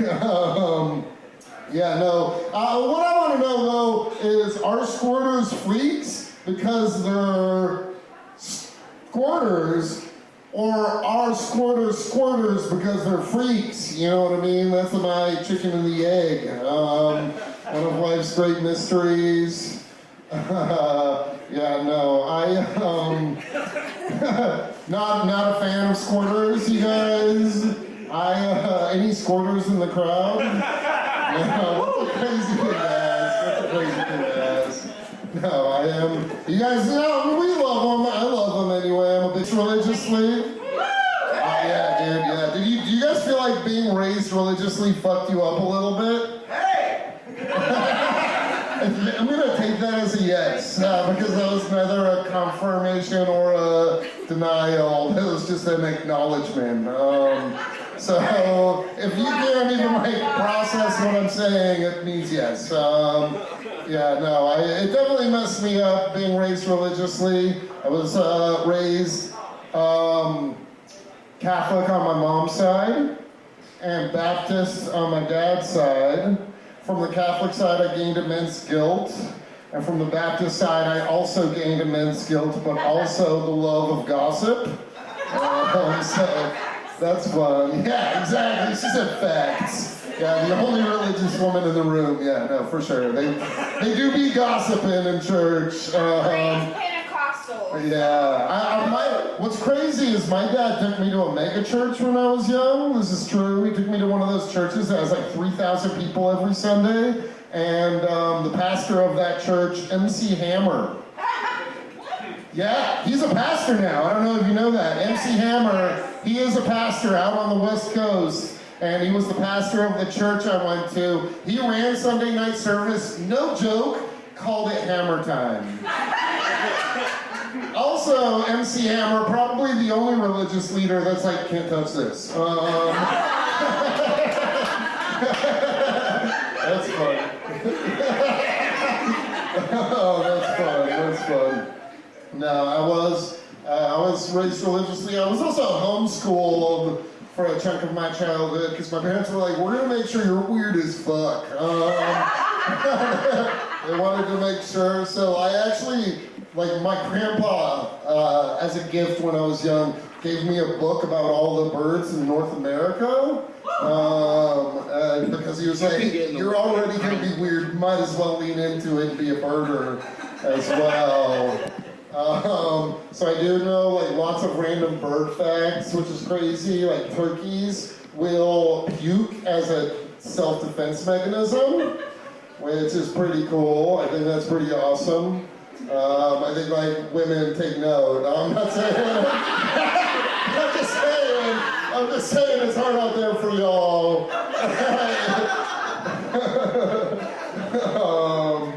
Yeah. Also, some birds will fart as a hunting technique. Right? That's not the Bayesian thrush will fart as a hunting technique to try to scare earthworms. Kind of a freak. That bird's a weirdo. Thanks, buddy. I love you. Also, starlings. Do you guys know anything about starlings at all? Nobody? No? Okay, here's something I want to share about starlings. If you kill a starling, I will help you hide the body. I fucking hate those birds. They're terrible. No, you're not gonna. You guys aren't down for starling death? They're awful. Dude, starlings suck. I don't know if you know this, but they're super invasive and they're bullies. And one time, one of them laid a nest in the wall of my bedroom. So for like an entire summer, I had to wake up from 5 in the morning until 3 in the afternoon to hear babies chirping. It was hell. I was like, I'm gonna kill these fucking birds. And I hired wildlife control. I paid $100 for them to be like, well, if we try to get them out of your wall, one of them might die, and then you're just gonna be stuck with a rotting bird in your wall. So you need to just let them live and move out, and then we'll seal your house up. And that's fucked up. It fucked me up enough that I will literally kill those birds any chance I get. You guys are hating this. We're moving on. Okay, you guys are like, oh, we just want to hear you be. I'm talking about trauma. You guys are like, we don't care. Go to the filth. We know why you're out there. You go to the filthy shit. We love your trauma. No, we're not going. Wait's over. Yeah, I guess I could talk about squirters more. I mean, I am a fan. It's one of my favorite things. You guys, have any of you ever been with a squirter or are a, I mean, you don't have to admit it. It's probably, but like if you want to, I will buy you a drink afterwards. Thank you for your service. No, I mean, we've all been there, you know, where like, also like, it's not for everybody. Somebody once was like, Cody, you know, squirt, they did tests on it, it's 30%, or it's 70% piss. Somebody told me that once after a show, and I was like, that means it's 30% awesome. And also 70% awesome. We've all been beat on before. Come on, let's get real. We've all had our ex piss on us in a Motel 6 bathroom. Just me? That's crazy. That's crazy. Yeah, I don't know. I'm a father. I got a 15-year-old son. 15 years old. Yeah, giant. He's 15 years old. 13 shoe. He's 6'2". Yeah, he's a big old boy. He's a big ass dude. He's getting all your hand-me-downs. Dude, yeah. No, I'm getting his hand-me-downs. I'm not even fucking around. Over the summer, he left a pair of fucking Pumas on my deck, and I was like, looks like Daddy got some new shoes. Dude, it was awesome. It was awesome. I never buy shoes that nice for myself. And I was like, thanks, baby mama. You rule for this one.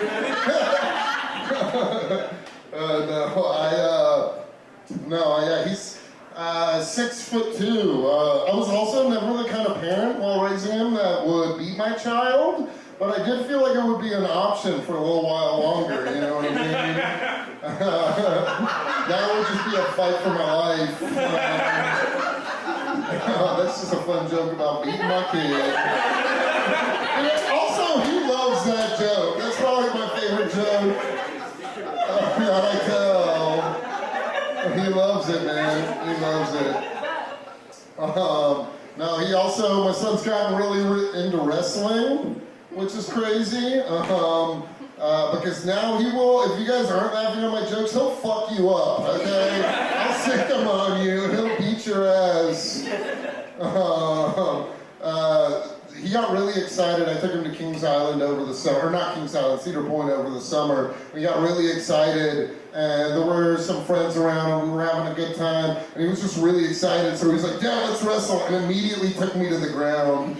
And while I was proud of him for actually taking me down, I was also embarrassed, because he did that in front of a bunch of my friends, so I could be like, you need to get it together, son. We don't play like that. He's like, Dad, you're grounded. Literally, you're on the ground. I was like, fuck, you're right, dude. It's cool. It's cool being a parent. It's weird being a parent and also a stand-up comedian. Over the summer, my son came to one of my first ever, like the first time he's ever seen me do stand-up. And obviously he didn't, I went like a little mild. I didn't do the squirting material. But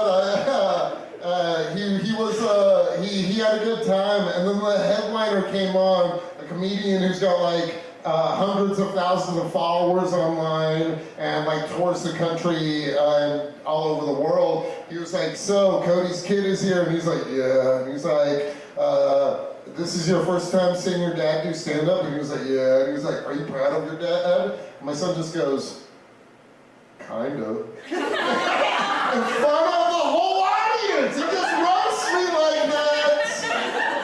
He just roasts me like that, like the perfect 15-year-old response. It's fucked up. It's fucked up.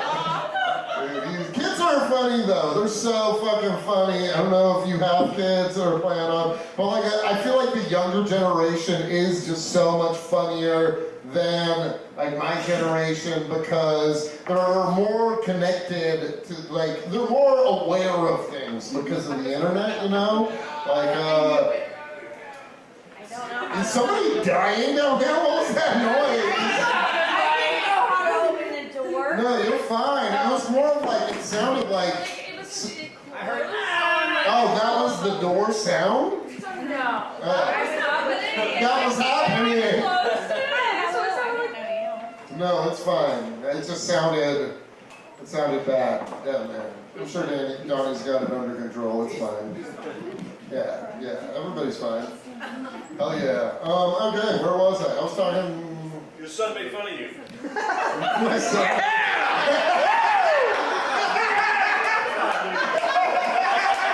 That's fucked up, man. That's fucked up. One time dude, it's a bummer when your son is cooler than you are. It really bums me out. My son had like a 3-year relationship up until recently. It was crazy because I haven't had a 3-year relationship in a decade. I was like, how are you doing better than me in romance? You're barely a teenager. So, I don't know. But then he just dumped his girlfriend and already has a new girlfriend. I was like, I've led him astray. He's gonna be a fuckboy. I ruined him. I'm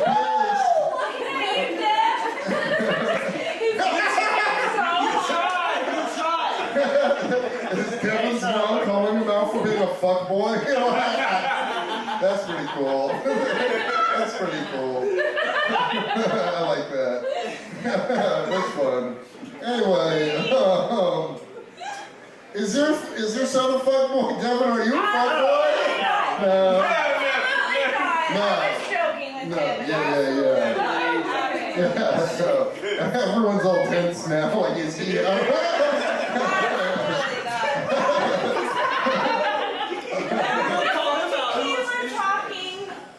That was the tequila talk. It's okay.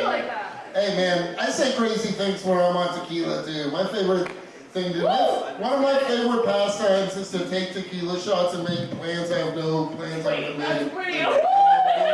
I'm like, yo, we're going on a hike tomorrow. No, I'm actually gonna be getting pizza and rotting in bed for 6 hours. But yeah, no, I don't know. Let's see. I was gonna talk about my kids some more. They're just so funny. Like, for instance, I took him to a haunted house a couple weeks ago. I've also been telling this joke for like 2.5 years, so it was also 2.5 years ago. I do take him to a haunted house every year, so it keeps the joke relevant, but this did only happen once, so, but yeah, no. I took him to a haunted house, and one of his friends on the way over was like, Cody, Mr. Cannon, I want you to know that I watch all of the videos that you put online. And I was like, you probably shouldn't, they're not kid-friendly.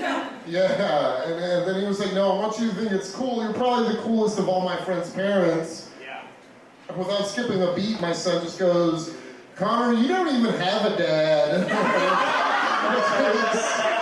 It's a crazy thing to say to your best friend.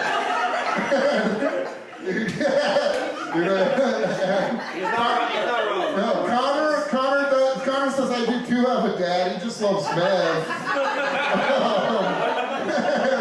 He's like, I lived with him until I was 8, and he duct taped me to a chair, now I live with my mom and stepdad.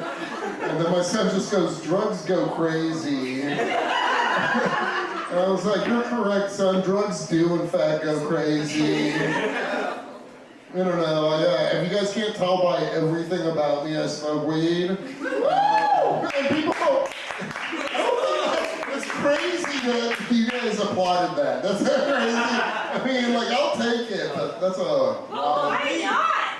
And I love you. We are. No, I mean, I know you guys do it. It's just like, that's the thing to applaud of all things. It's just like you guys picking funny battles, you know what I mean?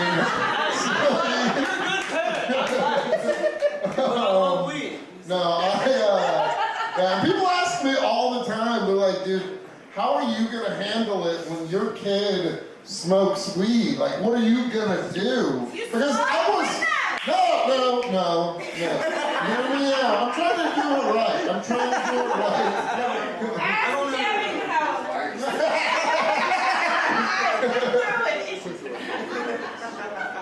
I would sneak in and steal his ball.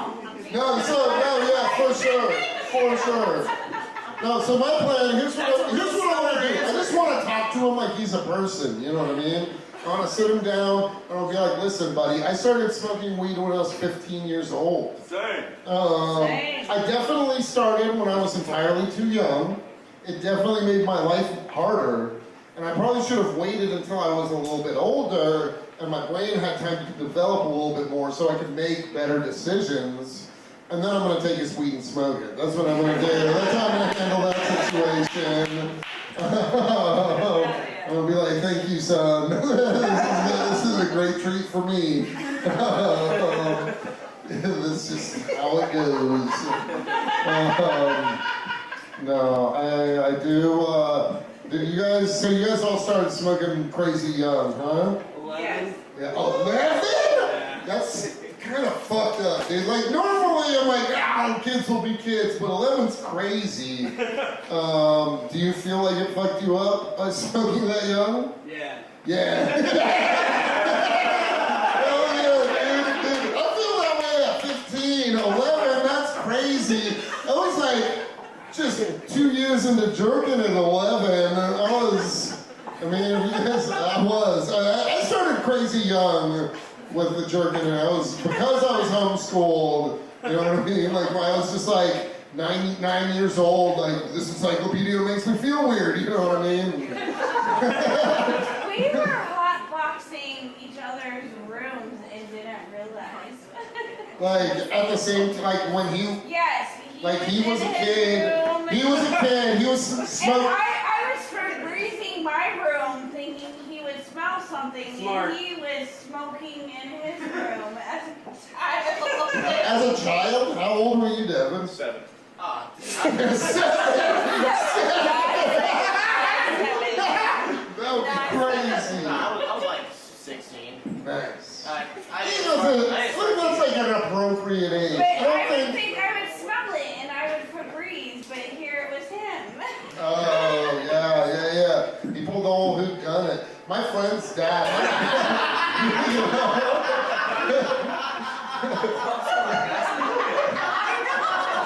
know, because like, which one of us is it? We'll never know. You know, I don't know why I did that. That's weird.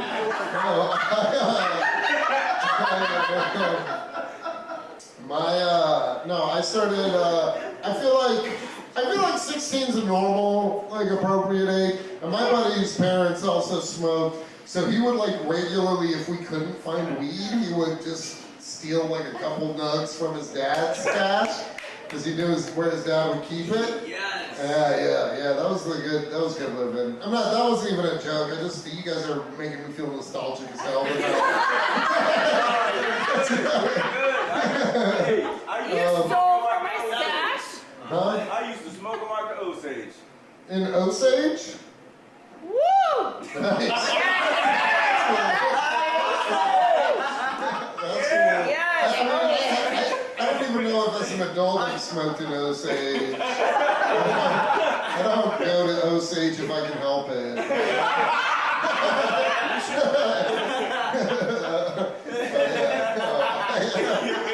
don't know. I don't even know what's over there. I don't know.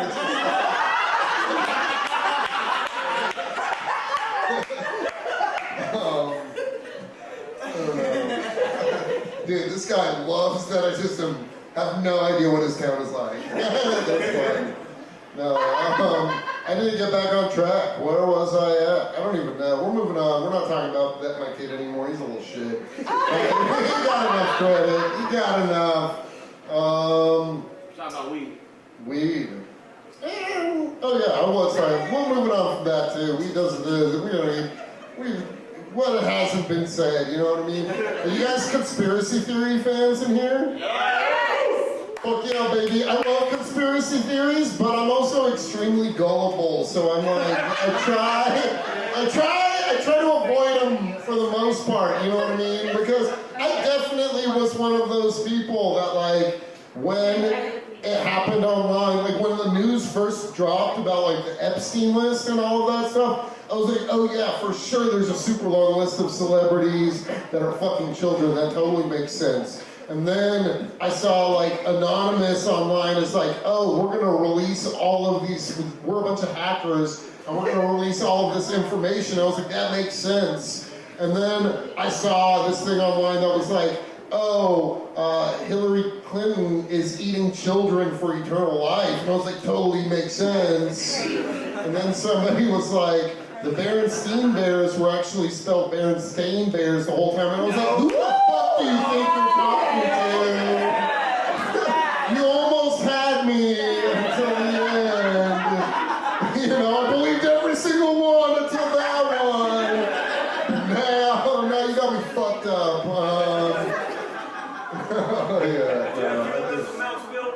Yeah, dude, I'm still a 9/11 truther. I don't know.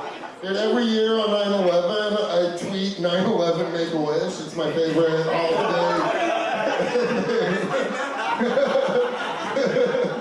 It's fun. Yeah, so, I don't know. What, you guys seem fun. I'll let you guys choose your next adventure with me. I can talk about... Trump! No. I want to talk about Charlie Kirk a little bit if you guys want to. Let's talk about the Knicks. Hey. Did you say let's talk about his neck? Is that what you said?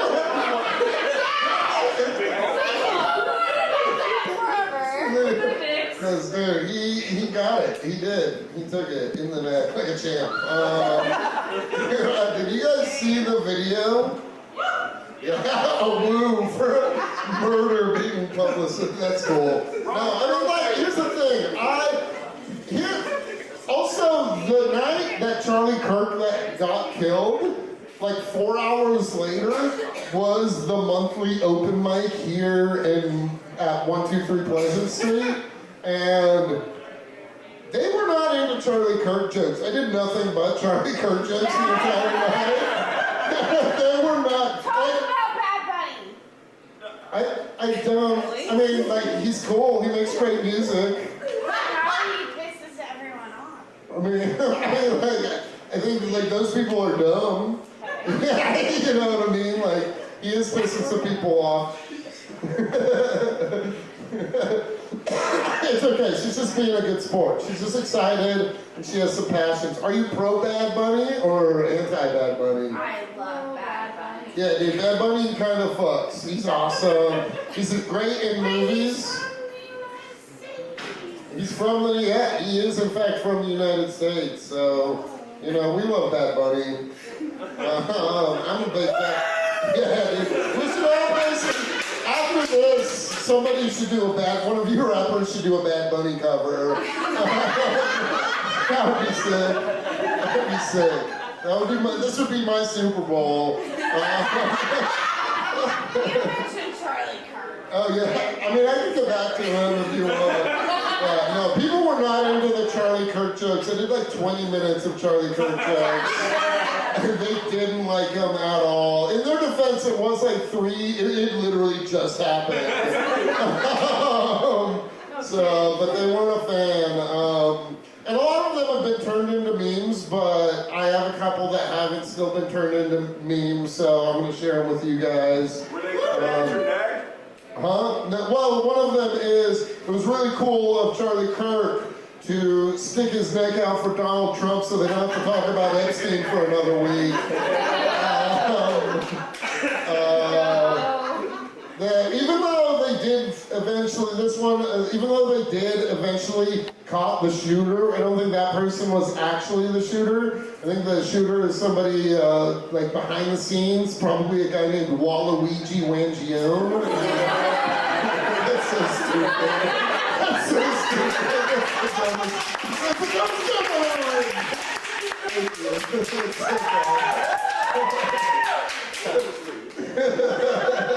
Good stuff. No, I am glad that guy's dead, though. That's pretty cool. It's fun. I do, although, like, I will say one really awesome thing has came out of that, and that was me finding out you can have fireworks at a funeral. I don't know if you guys saw that. But they were doing pyrotechnics to introduce his wife and stuff like that. That's pretty fucking sick. I hope you guys know now the bar is set. When I die, you have a high bar. Like, you're not even going to put me in a coffin. You're going to weekend at Bernie me all evening. You're going to put me in a easy boy with a blunt and a bottle of tequila. And then at the end of the night, you're going to strap me to a giant rocket and blow me up. That's what you're gonna do to me. Yeah, it's gonna be like my Viking ceremony. It's gonna be awesome. I don't know, but yeah. We love you. Oh, thank you. I love you too, Devin's mom. You're awesome. You're awesome.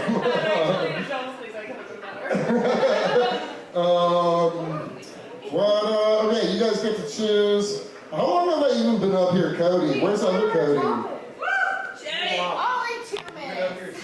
How long? Too long. Really? 30 minutes. Not long enough. Where am I at? Oh, I didn't even notice. I'm so sorry.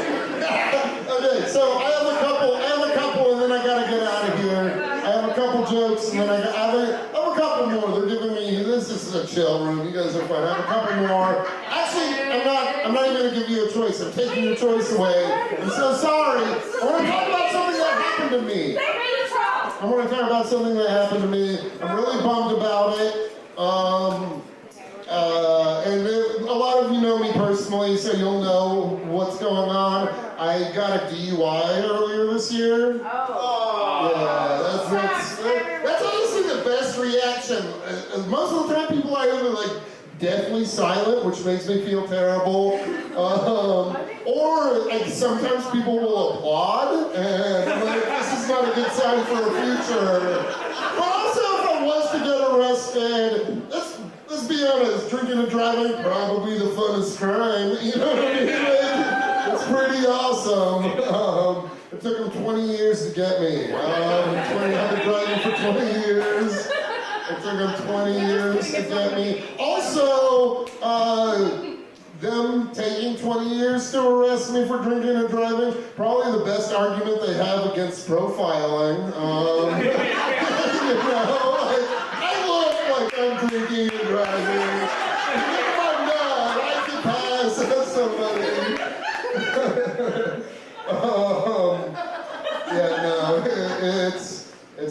Here's some insider trading about if you're getting arrested. Here's something you probably shouldn't do. Just I know from first-hand experience. Don't tell the cops you wish you were dead. They're not that into that. They're not crazy about it. When you do that, that's not their favorite. They're not that into it. If when you're getting cuffed, you look at them and you say, if you're going to take me in, you might as well put me down. That's not their thing. They're not a fan of that. They hate it. They hate it.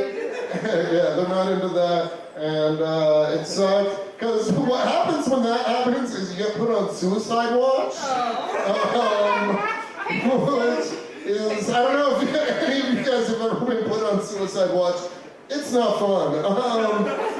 They start you out. Here's the craziest thing. They're like, you're going on suicide watch. First, you're not allowed to wear any clothes. You have to, you're not allowed to wear clothes because they're worried about you strangling yourself. So they make you wear, the pickle suit. You know! Devin's mom! How do you know about the pickle suits? No, it's true. They make you wear, it's called the pickle suit because it's a green, weighted, sleeveless dress. It's just no sleeves, and it's just like, it's like they made a mat into a dress.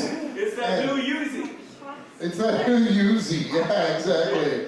No, but the pickle suit. And they start you out in a literal cage. You know, the best place to put somebody when they're like, I don't want to die, a cage. Let's treat them like a bad dog.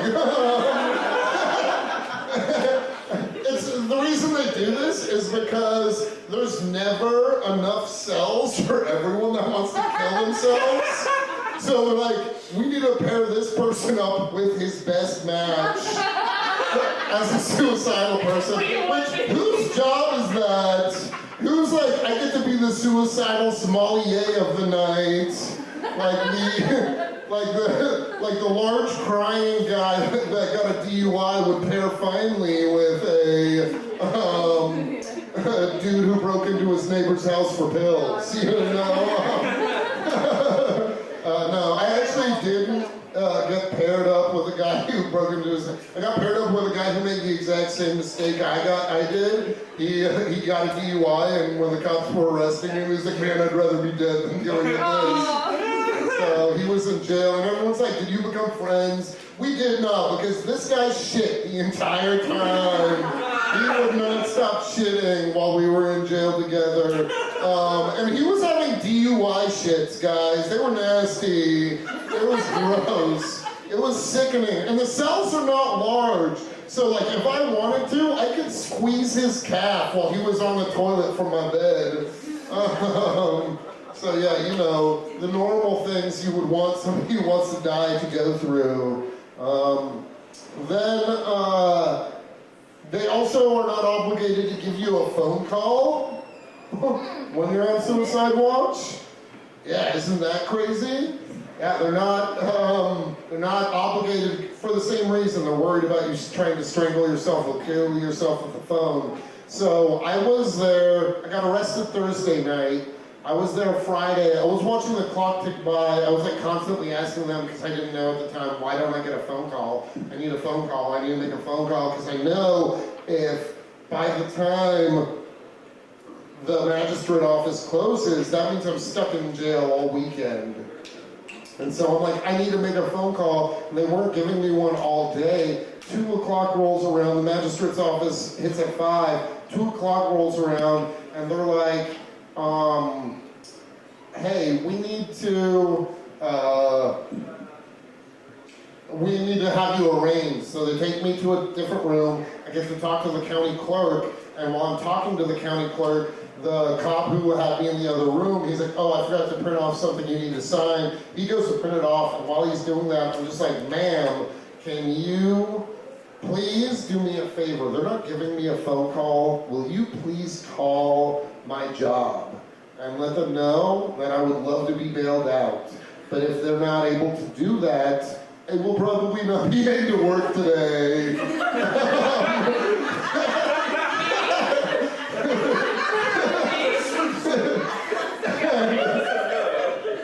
And then she's like, oh yeah, because this was a sweet little old lady. She was like, oh yeah, I'll do that for you, honey. Where do you work? And I was like, I work for Madeline Marie's Catering. She was like, oh my God, you guys catered my niece's wedding last weekend. And I was like, yeah, I remember the one in Fairmont, I was there. She was like, which one were you? I was like, I'm the tall, crazy looking guy with big hair. And she was like, you seem so nice. I was like, I promise, normally I am.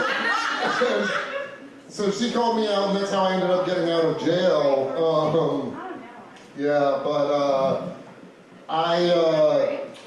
sidebar, I spent a lot, I struggled a lot for years, because I'm like in my late 30s now, and I've struggled a lot being like, is it fucked up that I don't have a big boy job, you know what I mean? I work in restaurants and do cooking and catering and stuff like that. I was like, am I fucking up by doing that? But, you know, I've never, you can say what you want about corporate benefits, but they would never bail you out of jail. So, you know, that's the best benefit that God can offer you. It's just me promoting out to small business. But yeah, no, I know it like made me really, it was a crazy fucked up experience, and it made me really sad for a really long time. And so I was like, I need to figure out how to deal with this. And I was like, my first solution, I was like, I need to Google successful people with DUIs. And so I'm going to share a couple with you guys. Michael Phelps had a very successful person with DUI. Olympic gold medalist, DUI. Me, I swam in high school, DUI. We're practically the same person. Mary Lou Retton, America's sweetheart. Yeah, they arrested her the weekend after I got my DUI here in West Virginia. They were way nicer to her than they were me. She deserves it, she does. Lastly, President George H.W. Bush got a DUI. So, you know, I'm up there with war criminals. That's pretty awesome. That's pretty awesome. Yeah, no, it is embarrassing that I got it. I am bummed about it. I'm gonna have to like talk to my son and be like, listen, buddy, your dad got a DUI. You know what I mean? I'm gonna have to explain to him, and that's what this device is. That's why I have to blow into it. It's called a blow and go, and I need it to start my car, and that's like humiliating. And it's gonna be even more humiliating when one day I'm like, son, I need you to blow into this. Thank you guys. I've been Cody Cannon.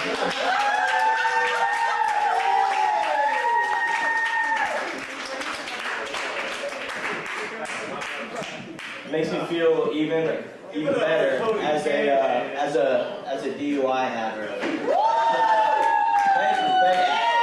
I got to join the ranks of such an elite group. Hey, I brought you into it. Hey, stick around for the hip hop. One more time for Pick a Yes, and one more time. All right, we're gonna take a short intermission so we can get this handle out of the way, and then we're about to party all night. Let's go, baby! Let's give one big shout out to DJ Shy back here. First hip hop act of the night when we get going is gonna be I guess we'll just start the freestyle set. I fuck with y'all. Y'all cool. Y'all nice little vibe. Yo, right about an Appalachia. How to get a second chick. Understand what's going on. We don't understand these tricks. Everything that's going on within this nation got me sick.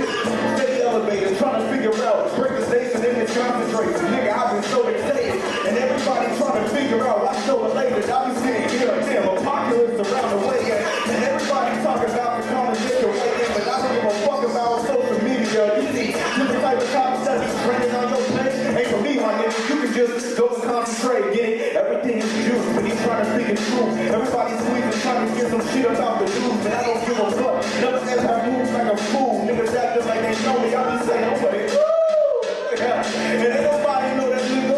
Everybody talking like that. Really fucking triggered. I feel good. How you doing for that shit? Fuck you mean? Screw you and street rising up. That is not too green. Everybody has you seeing when they like it on TV. And all these bets from Zeus got me squeezing. Different type of triggers that's stuck in my conversations. Postulating what's in my amygdala. I'm really stuck. I don't understand why the fuck we down on luck when A's cost more than like 3 fucking bucks.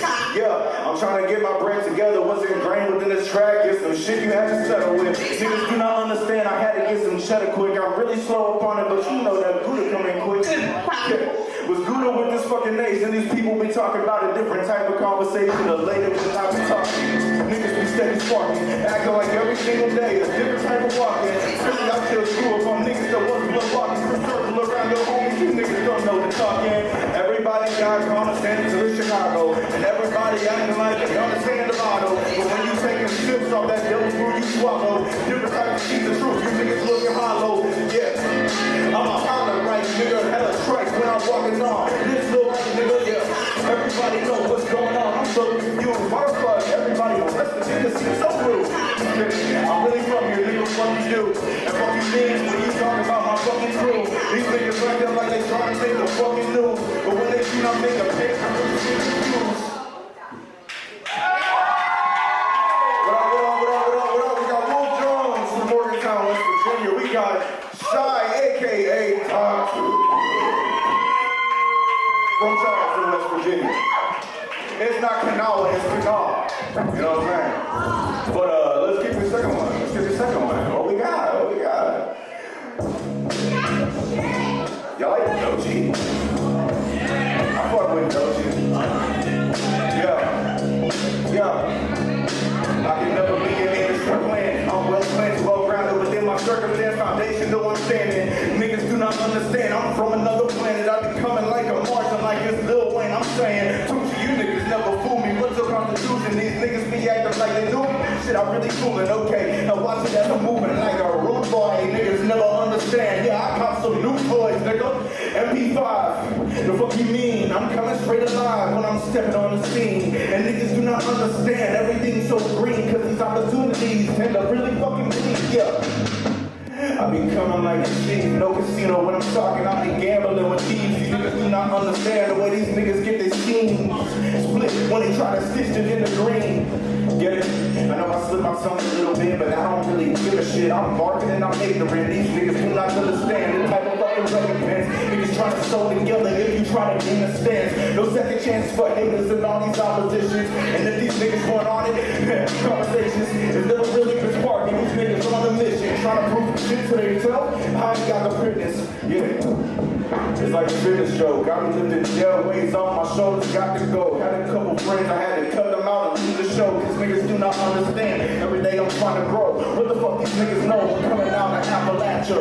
Everybody acting like we just some backpackers. I know some niggas on TMZ and some niggas that really be squeezing and they don't understand that fucking shit. What the fuck you niggas talking about? Nigga, grab a switch. If you really do not fuck with Trump, why the fuck you bitch? Everybody acting like they wanna know what's going on, but it's okay because I've been going on and going strong. I'm going long like 9 inches inside your lawn, nigga. What the fuck you talking about? I really am the dawn, nigga. I don't give a fuck about it. For the shit I'm on, like I've been in throne for the dome, you know, nigga gone. This a freestyle. Okay. Let's do it. What's that? Don't be shy. My brother. Got me going crazy. Hey. Yes, sir. Yo. Y'all know what this beat is? Or like, y'all No, it's okay. I like Tyler Perry. I'm from like the blog rap area. I'm kind of old because you know, people always be talking about you too old for shit, but I don't really give a fuck because you can suck my motherfucking dick if you don't like it. Or not, you know, because I'm not trying to be sexually aggressive. But coming straight out of Hollywood, these niggas steady ballin', trying to figure out what the fuck you want a shot caller. I ain't got no shot caller, nigga, you ain't kicking on. Police that you trying to press for me, get along. And everybody acting like they is a fucking dawn, but every single line that they spit, that's fucking wrong. Cause niggas acting like they understand what's going on. Cause I got like to take this niggas great conversation, yeah.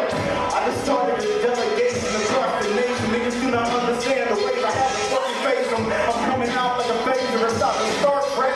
You kidding, nigga, it's Star Wars, I can't correct. Okay, I'm checking my nigga, I had to fucking bet. All I done is on the table just to get a fucking check. Power for the neck, nigga, all this is your plate. What the fuck you niggas really talking about? Let's conversate, yo. Wolf Jones, Canis Lupus, Bastard Wolf, whatever the fuck you wanna call me, nigga, know it's fucking true. I don't give a fuck if these niggas try to raise the roof, I raise the fucking bar as soon as I hop up off the stoop. Now what the fuck you niggas acting like? The fuck you mean? And everybody's acting like we need some mercy shit. I don't really give a fuck when niggas say they mean, cause there's everything inside had to break, he's your team. Yeah. Niggas on my team, but I don't give a fuck. How you levitate or juxtapose? These niggas acting like they got a couple clothes. Okay, bro, cause you don't understand where the fuck this shit'll really go. Yeah. I be rapping like a backpack to stage trap, and I be walking down high street fast. The niggas do not understand, cause I'm so detached. But if you backtrack, you do not understand this fucking map. Yeah. From Mark County, y'all in charge here. Nigga has to borrow it. Niggas do not understand. Long as they borrowing, it's got my family swallowing a bunch of debt they do not get. Yeah. Why the fuck you think afford this, bro? We should have paid it all in cash, and now we got to go. You skip one payment, now you set the fuck up on your flow of income because none of your shit is finna grow. Okay, now I'm getting my nigga the fuck you really need. Everybody acting like they understand these fucking things, but it's okay because I understand I got a couple schemes to get $1 million. How to get me from my mama's dreams. Okay.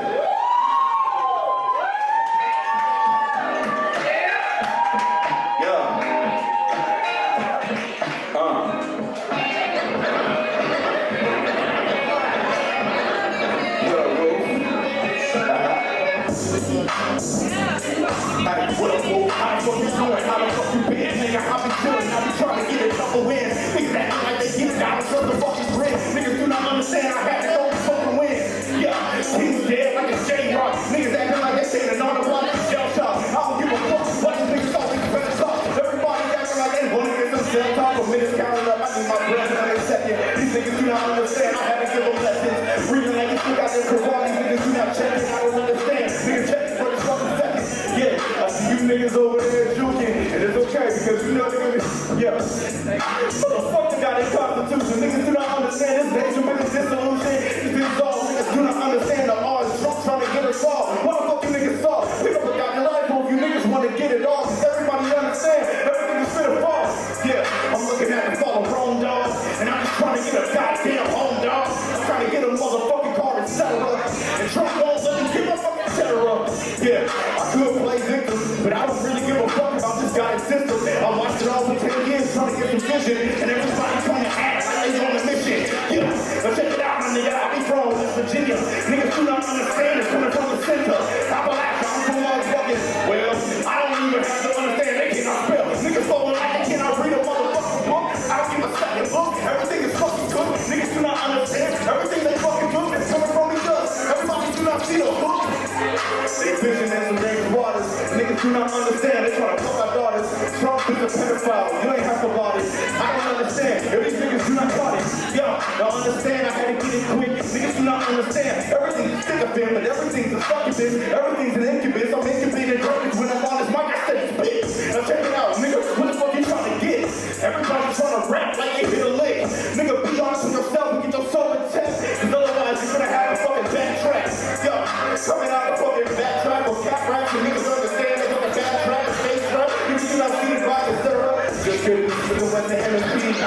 Stack up on this piece like a kid's fucking mind. Niggas do not understand, I had to fucking grind. Like an axe in a crucible, I had to shine. Just kidding, melt it down. Let me make it one more time, yo. I be chillin' like it's peekaboo. What the fuck you niggas really understand? What's gonna do? Everybody acting like they got a couple jack moves, crack moves. Do not understand this is rap too.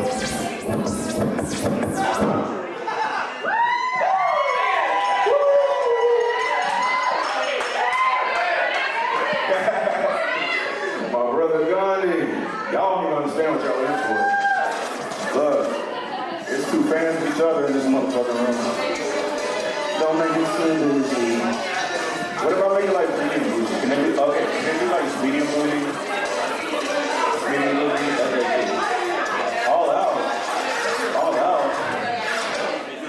I like this.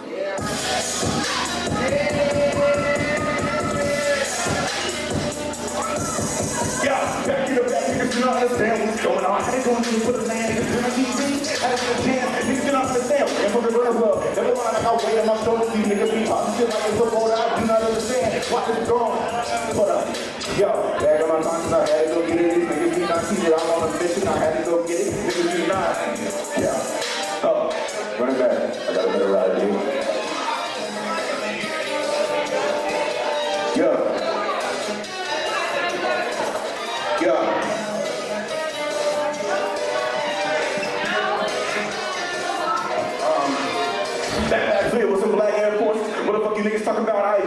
I don't give a fuck what you trying to sort it. Niggas understand like it's recorded. Yeah, yo, ballin' that shit like it's beige and orange. These niggas do not understand I'm on. I had to go get it, they gone, okay. Now tell me my nigga, what the fuck is you delivering, nigga? Amazon package of really this shit. I don't understand cause the nigga this shit. Had to go get it, I'm breaking my confidence winning. I had to go get it. Niggas do not understand it's a mission, I had to go win it. Yeah, back in the building, I had to go find all of my family time. Niggas do not understand family times. I had to go get it, didn't pay all my time. Niggas was lying, I just did it for church. Everything church, niggas see that in there. I had to go there, a minute of prayer.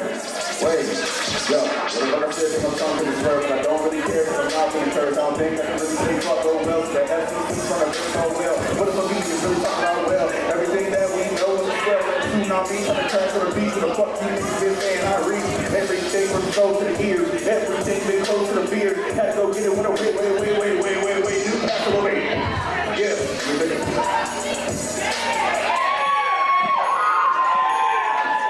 yo, back in the building, I had to go do it for 1 to 3. Yo, if you don't want to do this, yeah, follow me. If you don't want to go get it, nigga, then follow me. And we'll jump nigga, just get on that motherfucking RC. Wait, yeah. So I even started and everything that's gonna happen in the current, there's different paces, and I'm not the current. Everything moving like I got the current, I'm moving like everything is a tsunami. I had to go find it, I did it for mommy, and niggas do not understand. Yo, why the fuck would niggas try to co-sign me when they don't really understand what is the grind when everything moving meticulous, bitch? I just had to go get it, these niggas been sick. Had to go do it for all of my fam, had to go do it for all of my friends. Niggas been stuck in the grave for years, and I said, well, fuck it, I did it again.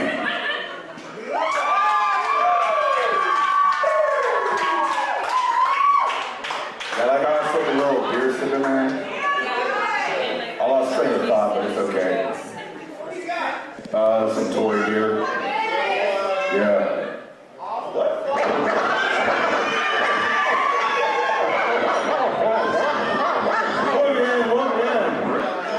Gracias.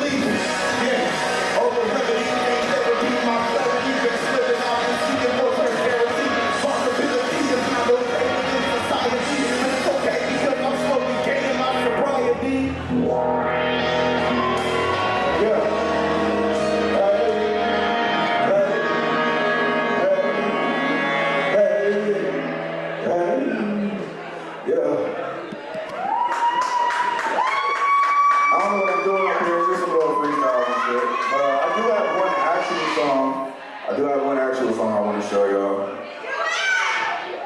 Where the fuck is Ghandiii? This nigga said he wanted to hear it on stage. I'm not doing it until Ghandiii comes up. I'm not doing it until Ghandiii comes up. This man always drip the fuck out, salute, respect. Two fucking Leos in the same kingdom. This is my nigga for real, bro.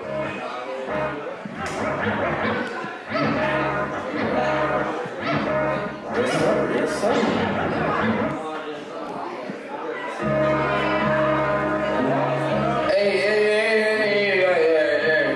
I know a lot of people came to see a comedy show tonight, but there's a lot of motherfuckers in there that's still sitting at a bar that paid $10 to go drink some alcohol when you could have did it for free. But I don't think y'all hear me.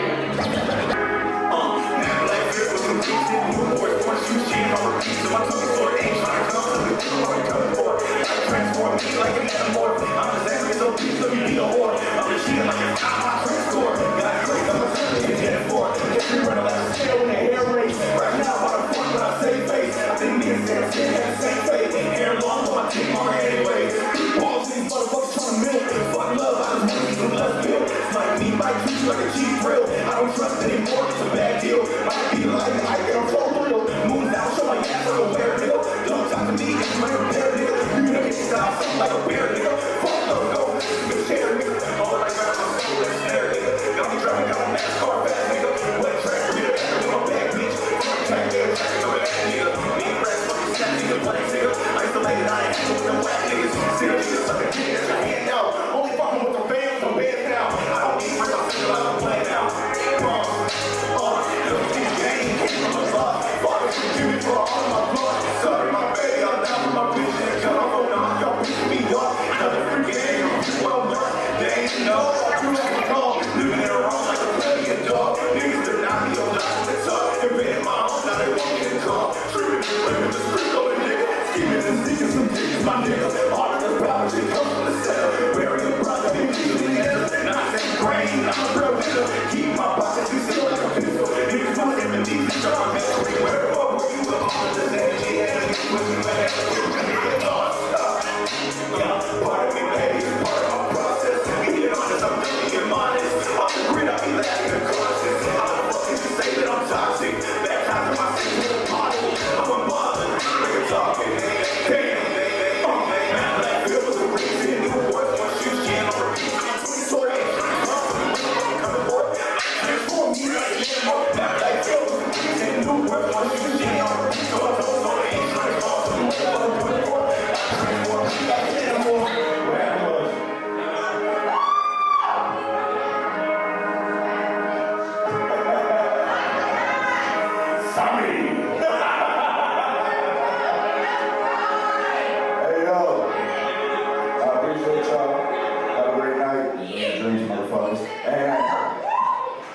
We got Ghandiii coming on next, y'all. For the shit, y'all know.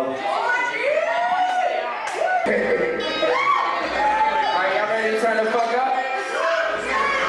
Let's do this shit. Fuck it, let's get into it, bro.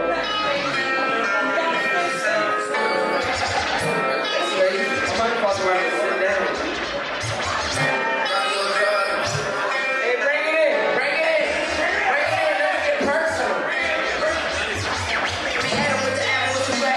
Boy, copy, got a copy, they go black, black. Some of them got views, now that's it. See, they got the devil with a black rock. He girl got an ass and a snack.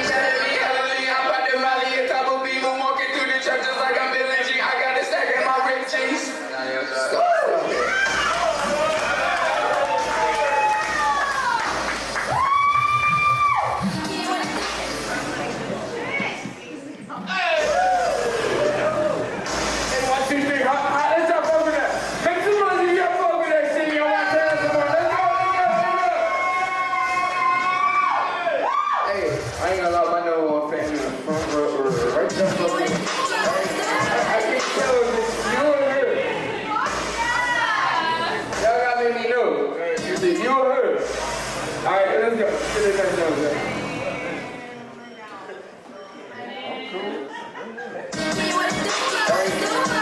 We'll be in the kicking the ice and vanilla.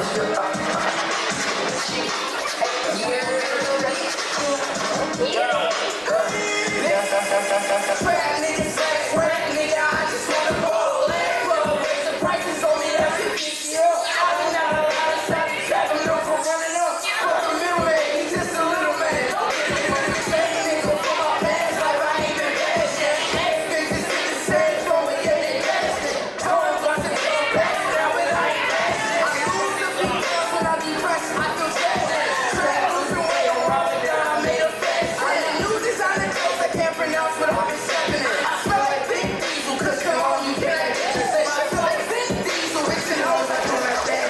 Bad name is crazy, bitch, I'm cheating on these fucking niggas. Got me on more drugs, I don't know how I don't mix. Young blood, dating club, a lethal weapon, rolling quick. Double cover, pushing Pino, Jolly Rancher, I still sip. Bitch, I'm Ghandiii, I'm on drugs, yeah, it's got you break it down. Get that Ghandiii shit, we finished smoking, also break it down on my soul. Wicked said he want my soul, 100 million mindset. I came up without a hope. I can't get for no winner, bitch, I did this on my own. So fuck the boys, and ask me talking, you gon' get it for the low. Speaking, bitch, I'm sleeping, I say going on myself. That Jesus piece is way too much, you know, religion, but it's hope. Bitch, I'm way too pretty, I ain't have to fuck myself. Bitch, I'm way too pretty, I ain't have to run myself.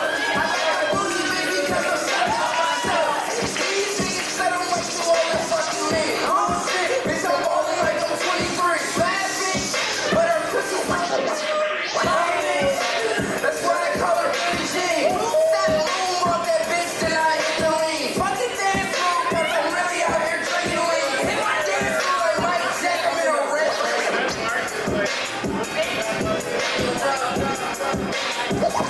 1, 2, 3, make some fucking noise!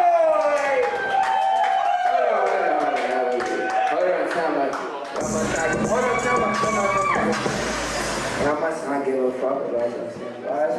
I said 1, 2, 3, make some fucking noise.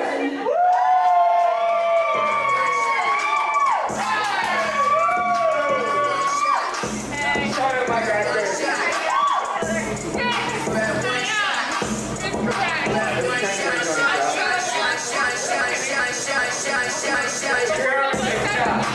One shot, one opportunity. See everything in the room. And one moment you capture it. Yeah, I got no patience on this trap. I guess we finna live. That way you fuck me, you tell me when you I feel like Roman bitch, I'm psycho bitch. I swear I'm little. So put that metal to his mouth and I ain't even different. Got money in my pocket. The black with the switch, hit the running man. I'm already won. She started with a program. Waiting for it, so I was posted. Say what you mean, cause I finished shit. I ain't fucking with you unless I finish it. Teams like, in the morning, I ain't spilling dick.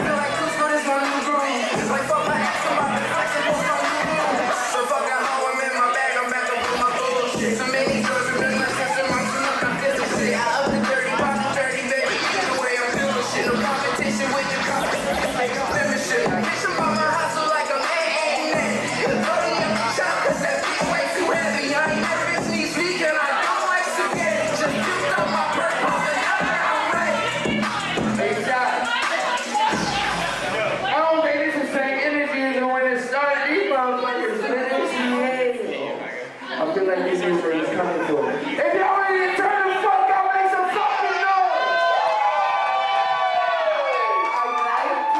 I like it. Franklin, son. Let's do some new shit. Let's do the Franklin, son. Let's do some other ones. I don't remember that. That was before. Bars for bars. Shit really might be different.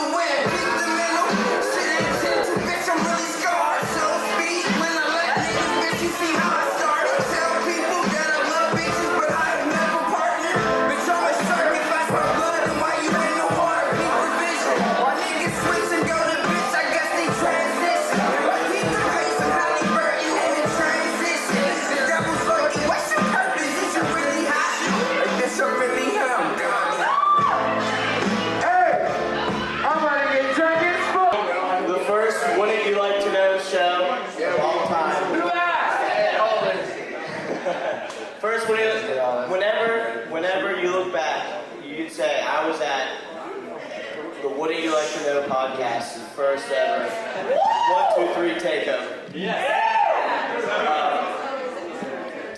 I think everyone's pretty checked out at this point. It's midnight. Everyone, go to the bar, get a couple drinks, and tip the fuck out of your bartender.